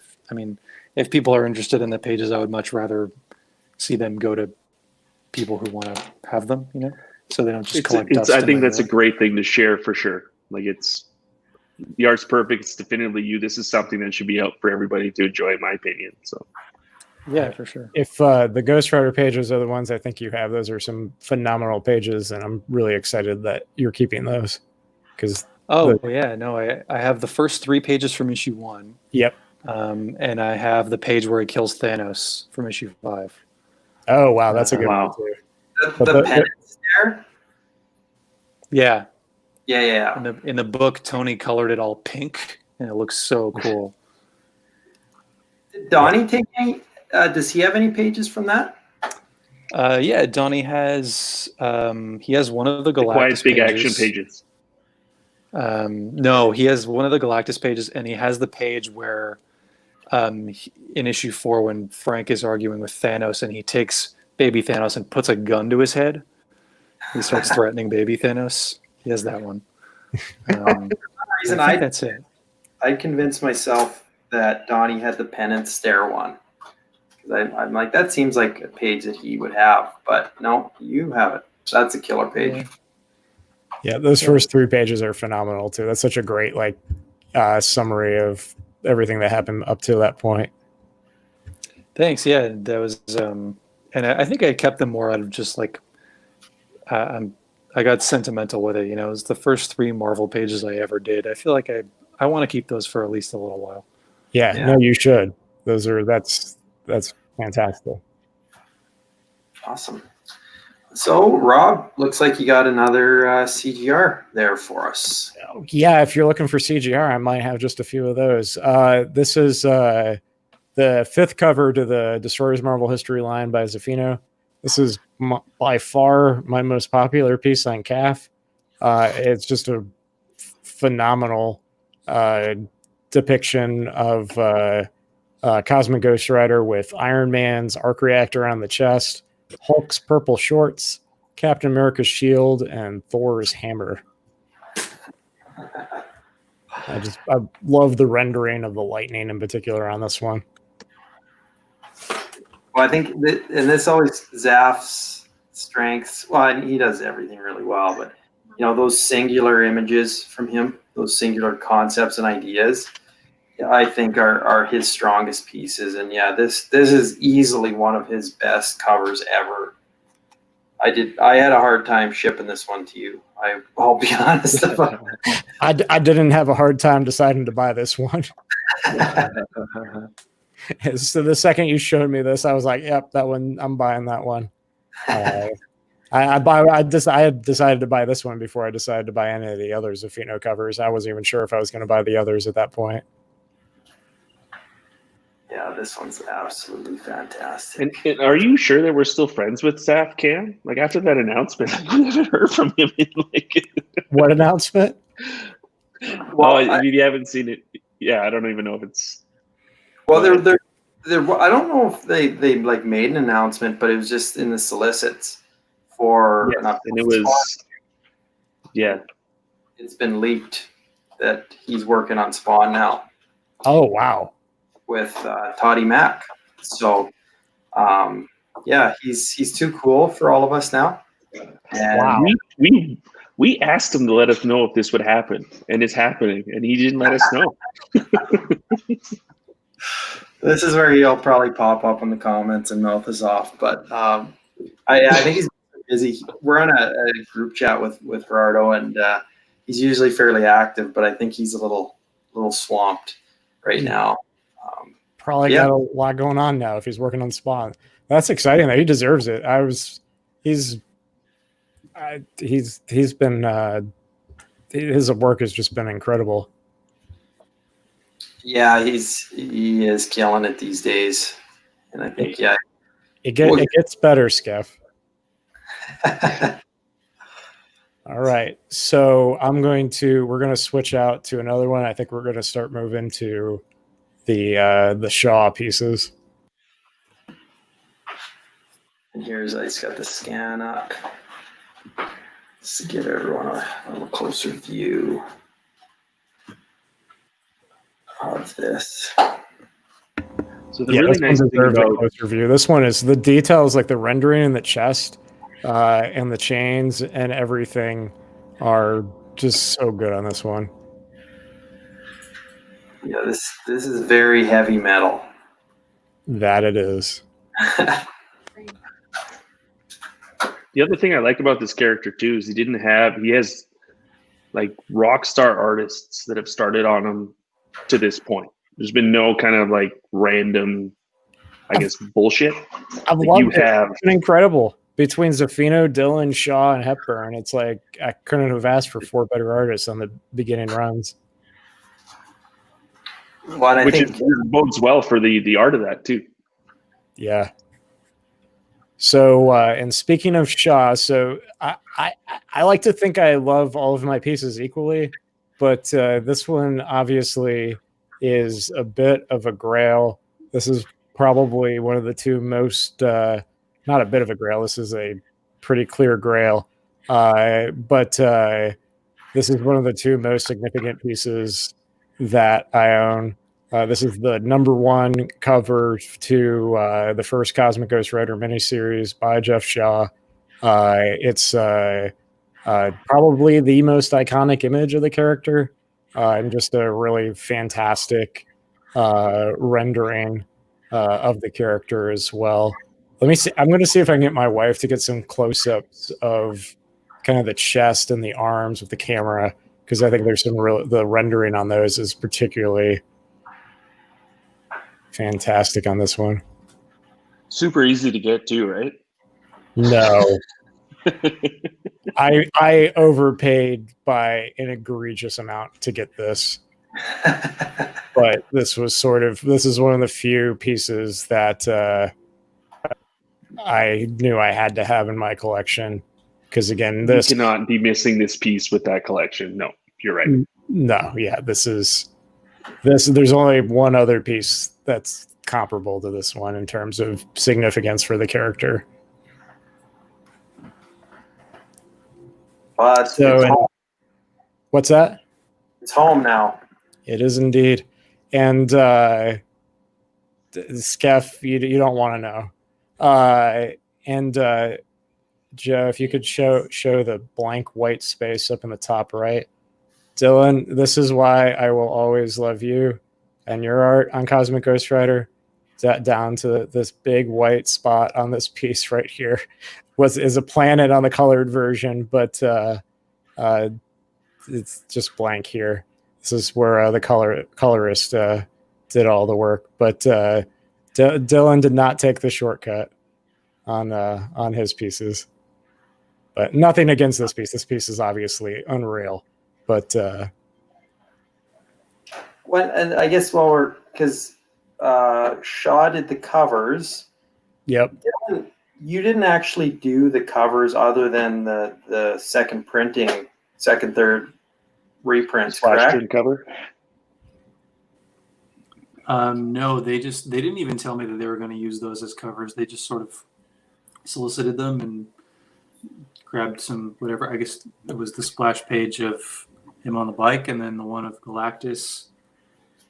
And did they use one of mine for issue 3? I can't remember. It was so there's two. It's the one I showed was a #1 third print. Second print is the last page of the first issue with baby Thanos and Cosmic Ghost Rider on the bike with a front view shot. Issue 2 was Galactus. The big Galactus splash was the second print cover. #3 was the Thanosher for the first appearance of Thanosher page. I think it was the last page of issue 3.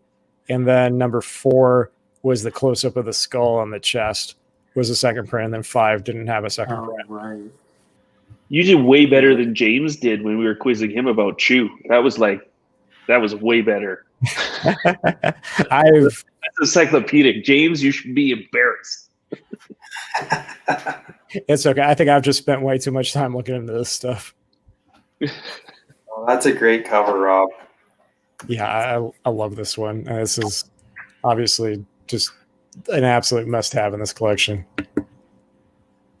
Yeah, true #1 cover, checks all the boxes, and it's amazing to look at. And I think that's a beauty thing, and we've talked about it a bunch here, is sometimes nostalgia gets in the way of quality, but with how near and dear the character is to your heart, you're not sacrificing any quality of the actual pieces for nostalgia, which tends to happen. That's one reason I love modern art so much too, is that I feel like so much modern art is just really, really high quality.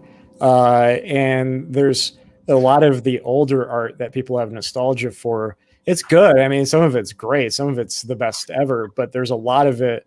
I mean, this is obviously my personal opinion, but like I think a lot of that Marvel House style stuff from the 70s and 80s in particular is just kind of it kind of is what it is, and it means a lot from a nostalgia perspective, but I don't think it hits the highs that some of the modern stuff does nowadays. See, James is coming in the corner. Yeah. So that, yeah. Hey, that's my opinion though, but No, I agree with you. Like it's the same thing. Like you get like, I like to think of it like athletes from, the 80s. They can't really compete. Like there's a lot more development and skill and stuff like that that's gone into it. Like it's like the quality and the different things that we're seeing. Like there's some fantastic talent being put into it. And I don't know, like the quality, you can't even compare them, right? Like unless you get like a generational talent like Wrightson or something like that, where it's just a different level. But like it's a comic for the sake of comic, whereas now it's kind of like, okay, this is actually art as much as story. Yeah, exactly. Like you do have your all-timers like Wrightson, Frazetta, Al Williamson, John Buscema, etc. Like there's quite a few, but they just nowadays, I think the general floor is a lot higher. Yeah. Yeah, like, Alf was the origin point for Cosmic Ghost Rider.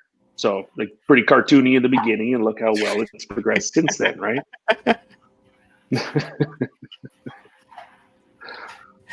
One thing about this piece, too, before we move to the next one, this is actually the first time the skull was ever depicted on his chest. Because they hadn't revealed who Cosmic Ghost Rider was, they never depicted the skull on the character's chest before this. So I don't think I actually realized that until after I bought this piece. Obviously still important, even if you don't know that fact, but that was a pretty neat fact once I realized that. Yeah. So question for you as a collector, now that you have notoriety, do you have any inhibitions about sharing how fanatical you are about the character as far as like having to overpay for things? Like how do you feel? I don't mind overpaying for stuff. So I think there's a range. Like for this piece, I know I like paid way too much. I try to make myself feel better in that if this character, like if Cosmic Ghost Rider, shows up in the MCU, I probably paid half what this cover will eventually be worth.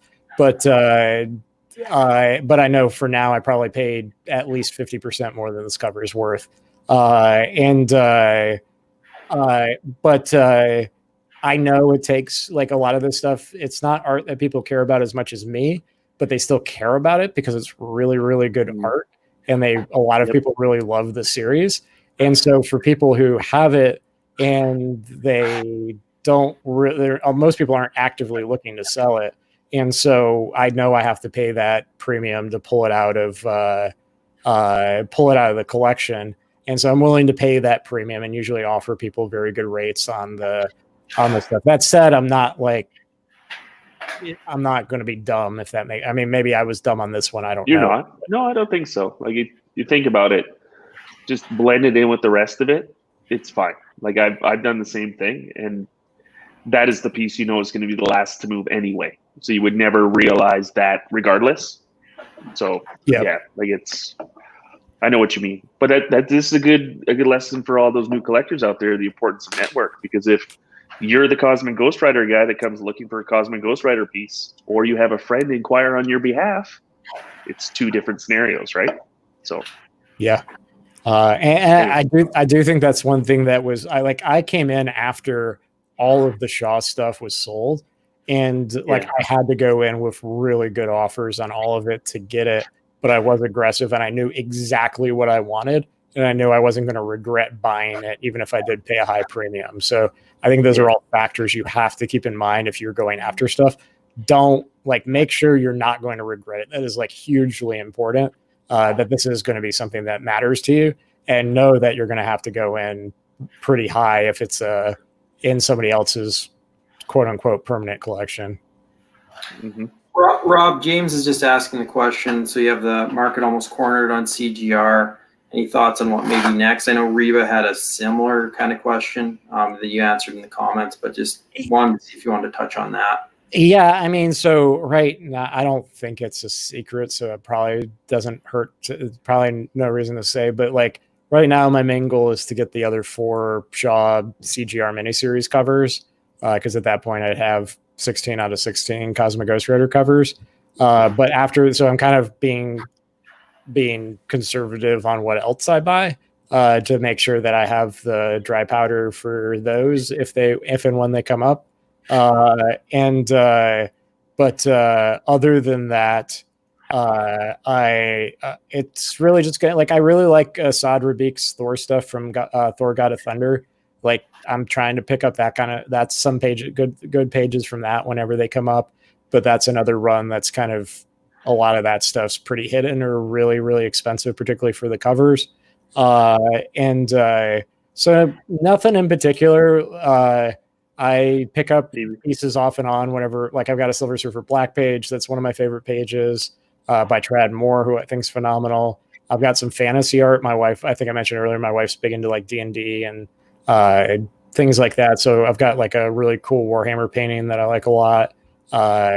We're trying to find like a good D&D piece, but that can be hard to find something that's... Those are hard. Yeah.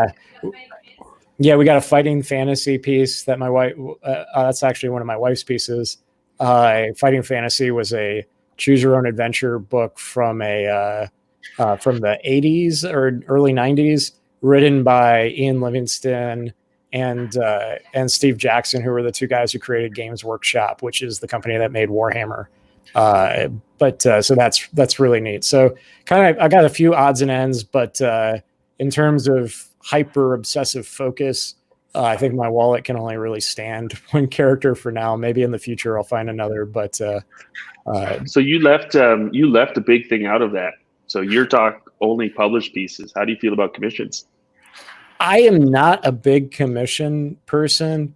I really enjoy the sort of the artifact nature of a lot of these pieces, like the history and the provenance.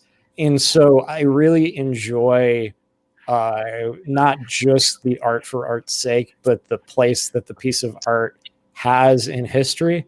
And some commissions can be that, actually. Like I do have one commission that has, actually, Joe, could you hold up the tiny commission? This is a really good segue for this. Was one the only non-published piece I was thinking about showing, but we'll just forget about the elephant in the room behind this piece, but hold it up a little higher. So this piece is done by Meg Hutchinson and Donnie Cates. No way. Yeah. So it's who did they get to draw it? What's that? Just joking. Who did they get to draw it? Just kidding. Oh, Meg Hutchinson is Donnie Cates' wife.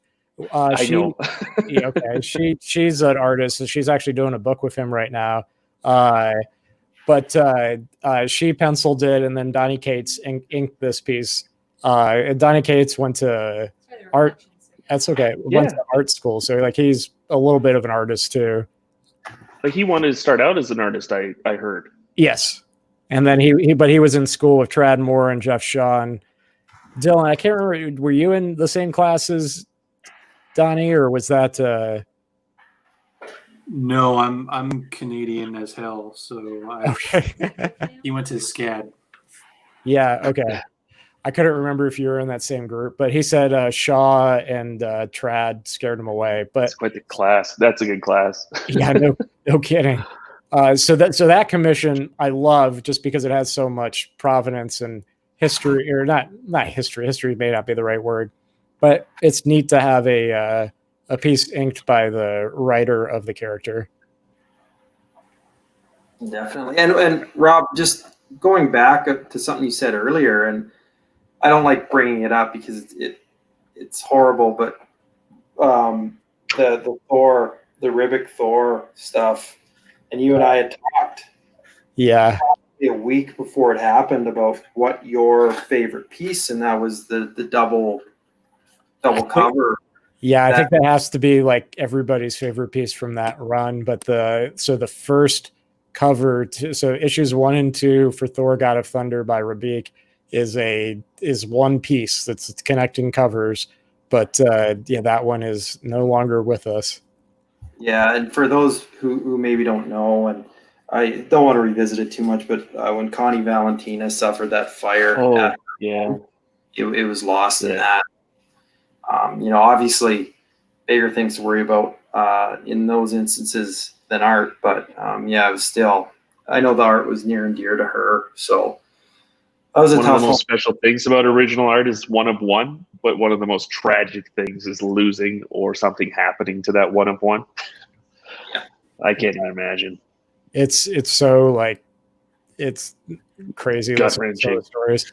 I was listening to another webcast and they were talking about this warehouse of old like 60s art that got lost in a mudslide. And then I know like Eric Larson had a fire too. It's just Yeah. Yeah. Oh. Definitely happens. So Go ahead. So this next piece here is the other most significant piece I own. This is the first appearance of Cosmic Ghost Rider. This is the literal first page he ever appeared on. This is Thanos number 13, page 12, and was also used as the third print cover. So this is actually not the second most expensive piece I paid for. This is the third most expensive piece I bought. But just again, another absolute must-have for the collection, being the this and that number 1 cover. I think are the two true key pages for the character. Yeah, this one. Yeah, that's the beauty of it. Even though you were a little late to the game with the character, not late to the game, but you discovered. I was late to the game. Yeah, and it's amazing because for a lot of collectors, like I am never going to touch the first appearance of the Punisher, or Ryan's never going to touch the first appearance of Wolverine. There's so many things like that, but for you to truly to have first appearances in various forms, in sequential form, in cover form, it's really quite awesome. Yeah, I've been somewhat humbled by the collection I've been able to pull together. It was kind of just one stressful effort after another, and kind of looking back at it, I'm like, wow, somehow all those pieces just fell into place, and I have no idea why or how. Like, to think about it, like this sort of page or that cover, those are the sort of pieces that people keep forever and don't get rid of due to how significant, like not just significant, but these pieces are gorgeous too. Why would somebody want to get rid of pages that look this good, even if they don't have a character, a collection focused so much on the character? Yeah, Skeff, these are the framed ones are all in the same room. Plan to get all the covers at least framed and in the same room at some point. And James, yeah, that was actually something. It's actually an interesting thing to talk about for the art itself. So the art in the frame is floated. It's using archival hinges on a archival foam core board. And I really wanted to. I saw a lot of people frame their art and they covered up like the edge of the page. And I think I've mentioned this multiple times now, but I love the sense of being an artifact, in the sense that like this is something that has history, it has meaning, it has purpose. And I think while these don't have like the notes in the margins or anything like some of the old Stan Lee stuff does, they still have, like, I mean, you see the price tag up in the top, like the price that was penciled in the top right corner on this page. You see the page number, the issue number. Dylan, you put some fantastic blobs of ink on, like, they're just blobs, but they're gorgeous blobs of ink on the edges of your pages. I just really love to see that kind of stuff because it makes it feel human. It makes it feel lived in. This one, and the other cover make me feel a bit embarrassed because they have the price on it, and that's not the price I paid. It's the price I wish I paid. It's the price the original person paid for it. But yeah, I love the float effect. It makes it look really good, and it lets you see all that extra history. Awesome. Yeah, it's pretty stunning. It's not every day you get to see first appearance of a character. No, first appearances are interesting. Like, and it's kind of a crapshoot because like there are like you look at like the solicits, like there's a decent number of first appearances out there, but you don't know if that first appearance is going to mean anything for at least a year or two. And for Cosmic Ghost Rider, Well, I mean, 3 miniseries. This is a good one. This is like, yeah. This is pot committed. Like they gave this character a splash page for his entrance, right? Like they are committed to it versus like a tiny panel where they mention him and people will reference that. Like this is, you hope that somebody's first appearance would be iconic, not just kind of like a bottom square where Mary Jane, gives out change while he's buying a coffee, right? Like that's an amazing, in addition to the history of it, the art itself is a great combo. Yeah, no, I agree. That's where it's been a really fun character to collect is because the art has been so good. So now this was another huge piece to add to the collection, and I have somebody to thank for this one, as I do with several of my pieces. But this is my first. If you don't count the first appearance page as a cover, this is my first cover to Thanos Wins, and honestly, probably my favorite cover to the Thanos Wins run. These covers are just so hard to find, absolutely impossible to get. I don't know. I mean, I know how and why I own one, but I don't know how the world decided again. to happen. What's that? This time it escalated. Cam had to do a 3-song set. Did he? Cam, you've got. It wasn't a one and done. Yeah. Ryan. And one of them was November Rain, full length version. It's my passion, so I'm happy to help. Dancing. Dancing. But I just absolutely love this cover. Like the perspective on this one is so phenomenal, where you've got the kind of the foreshortening going on with Galactus and Cosmic Ghost Rider charging through forward to Thanos, and then you have just Thanos's fists there with the Kirby crackle around it. It just really emphasizes the power of Thanos and how threatening that character is by just showing his fists there. Yeah, I think it's a BFG. It looks like it. That's another thing I love about this cover. It's a very atypical representation of Galactus. Like, why does the Devourer of Worlds have a giant cannon? I don't know, but I don't really care. It looks awesome. Post-apocalyptic cape. Yeah. Like it's just awesome. And it looks like a Miller homage too. Like, that Daredevil cover where the Hulk is just dead. Yeah, Daredevil in the alley with the whole frame. Like there's a lot going on with this. Yeah, this is also the origin. Like this issue was the origin of Cosmic Ghost Rider, so really important. I felt for my collection. It might be, if it isn't my favorite issue, it's one of my favorite comic issues of all time. And it's his first cover appearance too, right? No, unfortunately not. 14 is his first cover. Oh. So that is well, it's his first cover appearance with his brother. Sorry. Yeah, no, 14's on definitely on my want list, but that's the first cover appearance. Which one is the one with the cosmic sharks and whales?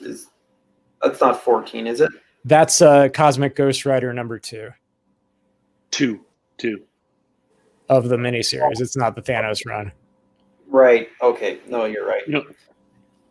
It's too bad because like I was there for that drop and I chose the Thanos annual number 1 over the Cosmic Ghost Rider number 2.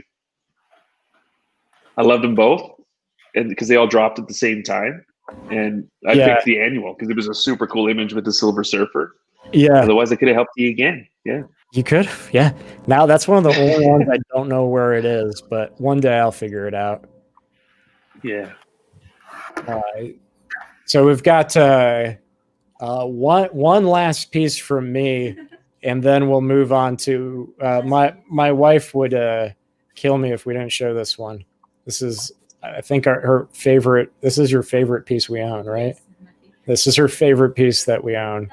So this is from issue number 16 of Thanos, and this is the splash page where Frank Castle gets his Ghost Rider powers from Mephisto. That is cool. So I bought this page and the first appearance page from the same person who actually lives here in Charlotte as well, which was kind of crazy when I figured that out. But he had got both these from one of Felix's drops. And when I bought the 2 pages, he said he was more sad to let this one go than he was the first appearance page because the splash is just that amazing.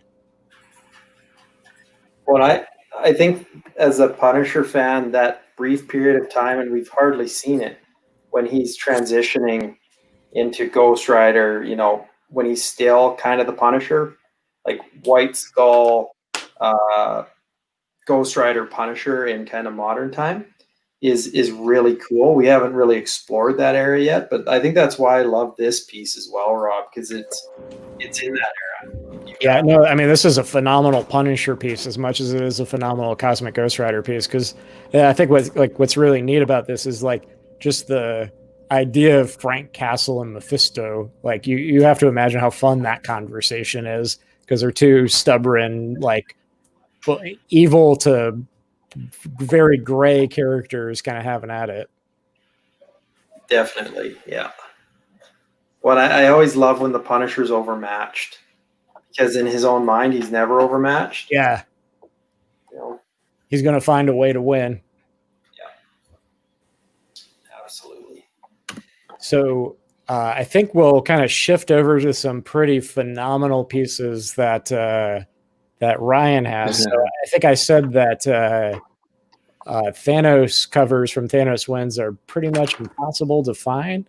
I think Ryan may have a few things to say about that. Well, can I get a proof of life from Dylan, by the way? Is he still alive? Yeah, I'm just chilling. Well, I want to hear about some of your influences too. Like when you're doing all this cosmic stuff, like is that bread and butter for you, or is that you're talking about you're into cartoons and stuff? I'm assuming that's not Paw Patrol. No, I mean, like when I was growing up, it was Dexter's Lab, it was Samurai Jack. Yeah. Oh man, Dexter's Laboratory. That was all my jam growing up too. These cookies are not for you. Batman the Animated Series is still the biggest influence. And guys like Ben Caldwell and Frank Miller and Jamie Hewlett. And then when I started drawing full-time comics, I was like maybe 22, and I was like really big into like Ryan Otley and James Herron and Paul Pope, and I read Akira for the first time when I was 21, and I'd seen the movie when I was in high school, and it was like my favorite movie. It still is. But I waited. I don't know why the hell I waited so long to read the manga, because when I did, it just completely blew my mind and changed my whole perception of what I thought comics could be. So Otomo has been one of the probably top 3, top 4 people as far as influences. So as far as mainstream goes, is it you said Frank Miller and stuff like that? Was it more like graphic novel stuff? Like, did you have any experience with the cosmic stuff? Like, you draw Crackle very well. Like, were you into the old guys like Kirby or anything like that? I mean, I'd be lying if I said I grew up with the Kirby and Buscema stuff. Well, no, your grandparents probably did. I mean, like, I liked it, but like, I feel like Kirby's influence you can see it in Dexter's Lab, and you can see it in Yeah. Bruce Timm and the animated series. So like, I wouldn't have any of those Kirby things without tech, Jack yeah. Kirby. Oh, it's amazing. Yeah, the So- stuff he invented. Yeah. He invented a whole language. Yep. It's true. Like, that's there's the phenomenal. birthplace of.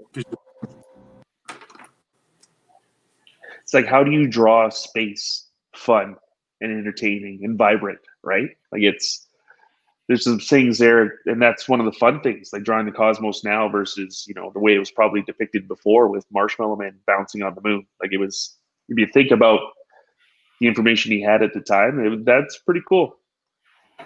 Yeah. Anyway, it's I was wild. curious to know if you liked any of the old school guys. Yeah, I mean, I looked at a ton of. I mean, especially during Cosmic Ghost Rider, when I was looking for reference of Galactus, I didn't want to see anything that was like past the 70s. Right. I wanted him. I mean, I don't have a classic looking art style at all, but I mean, I wanted Galactus to have that sort of a vibe as much as I could.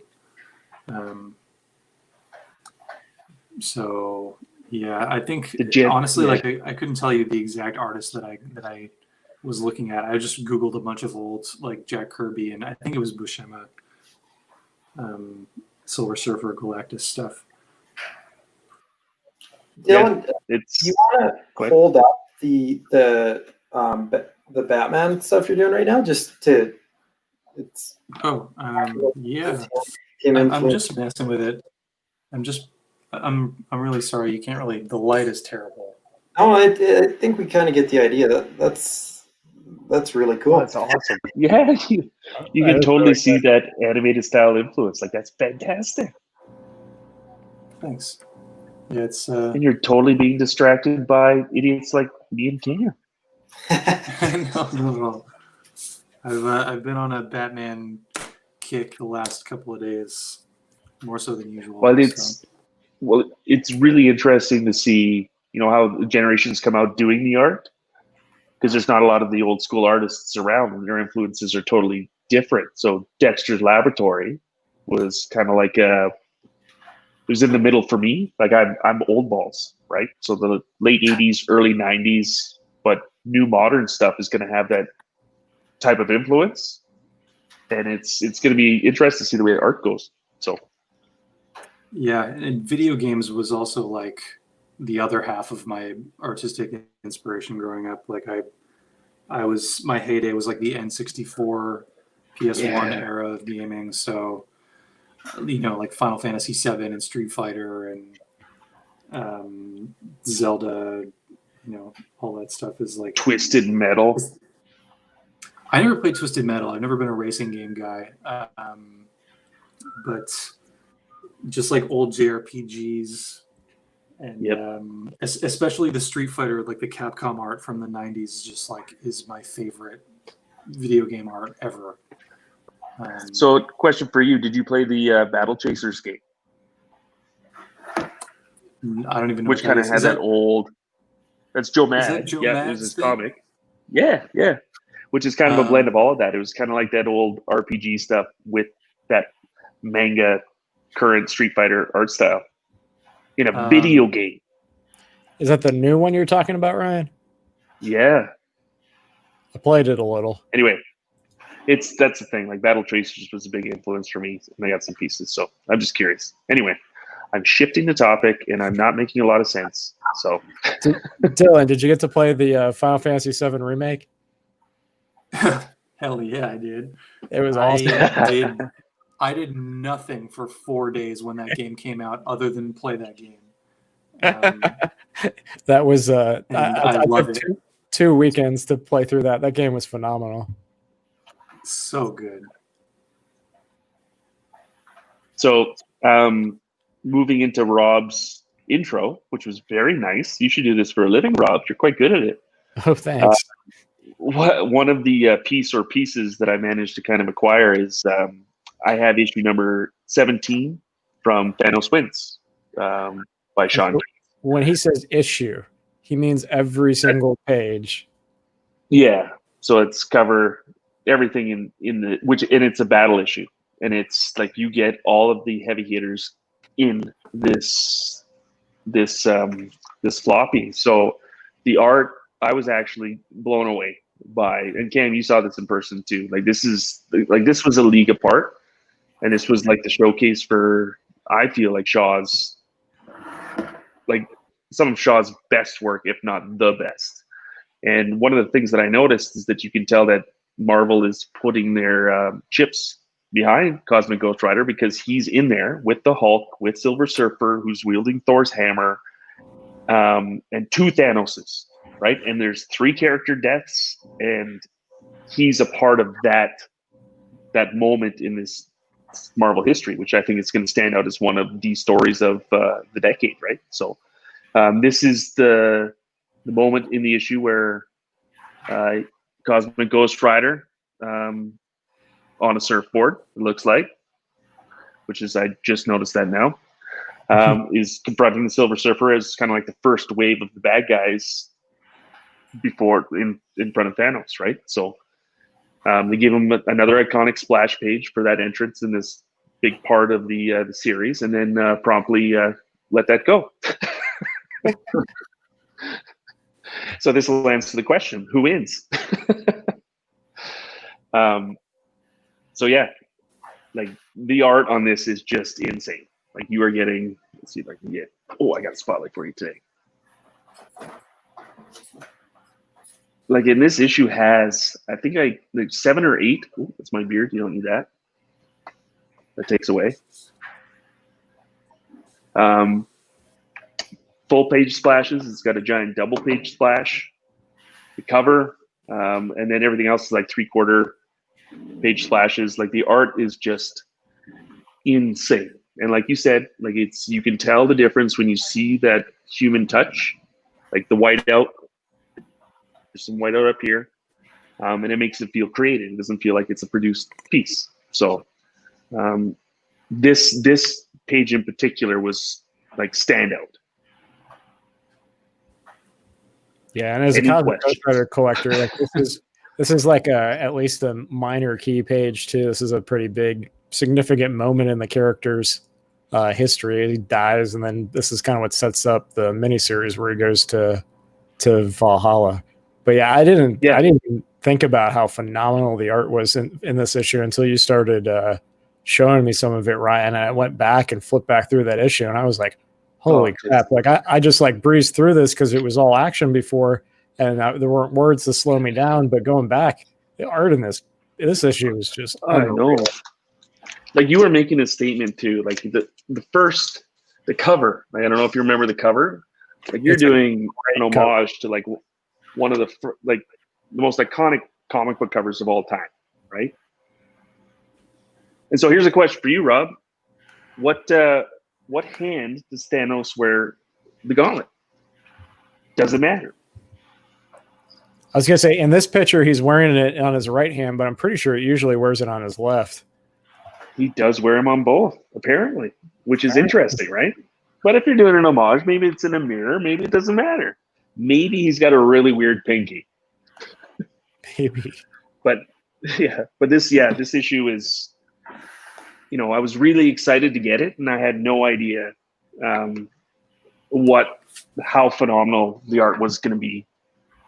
Because I have a lot of Shaw God Country pieces, and nothing looks as finished and as detailed as the art that I've seen in this issue, right? So, and I think there was only 2 issues that sold complete, like this and number 15, and number 15 didn't have those historic moments in here. So as far as full issues go, this is a pretty good one to have. And you and me both, Rob, can thank the patron saint of collectors, the ultimate collector, for where these came from. So I wasn't religious before, but I am now, and Jolie is my new Jesus. So what's your personal favorite page out of this issue? Okay. So the one where the Hulk busts out, like that double page splash for the art, is fantastic. I could pull it out. But that moment where the Hulk charges Silver Surfer, because I'm a big Silver Surfer fan, and Silver Surfer just stops him right at his throat, right? Like, it was a big thing. The fact that he's wielding the hammer to begin with, and you could just see, like the Jugger Duck wishes he could have this much force in a panel. So it's like the image itself, and then there's too many images, because like you get 3 character deaths in here. Like Silver Surfer, if you haven't read it, I'm sorry, but the Hulk dies, Silver Surfer dies, Cosmic Ghost Rider dies, and then 2 Thanoses face off against Death in the final splash. So yeah, this issue is pretty outstanding, and like every panel is rendered insane.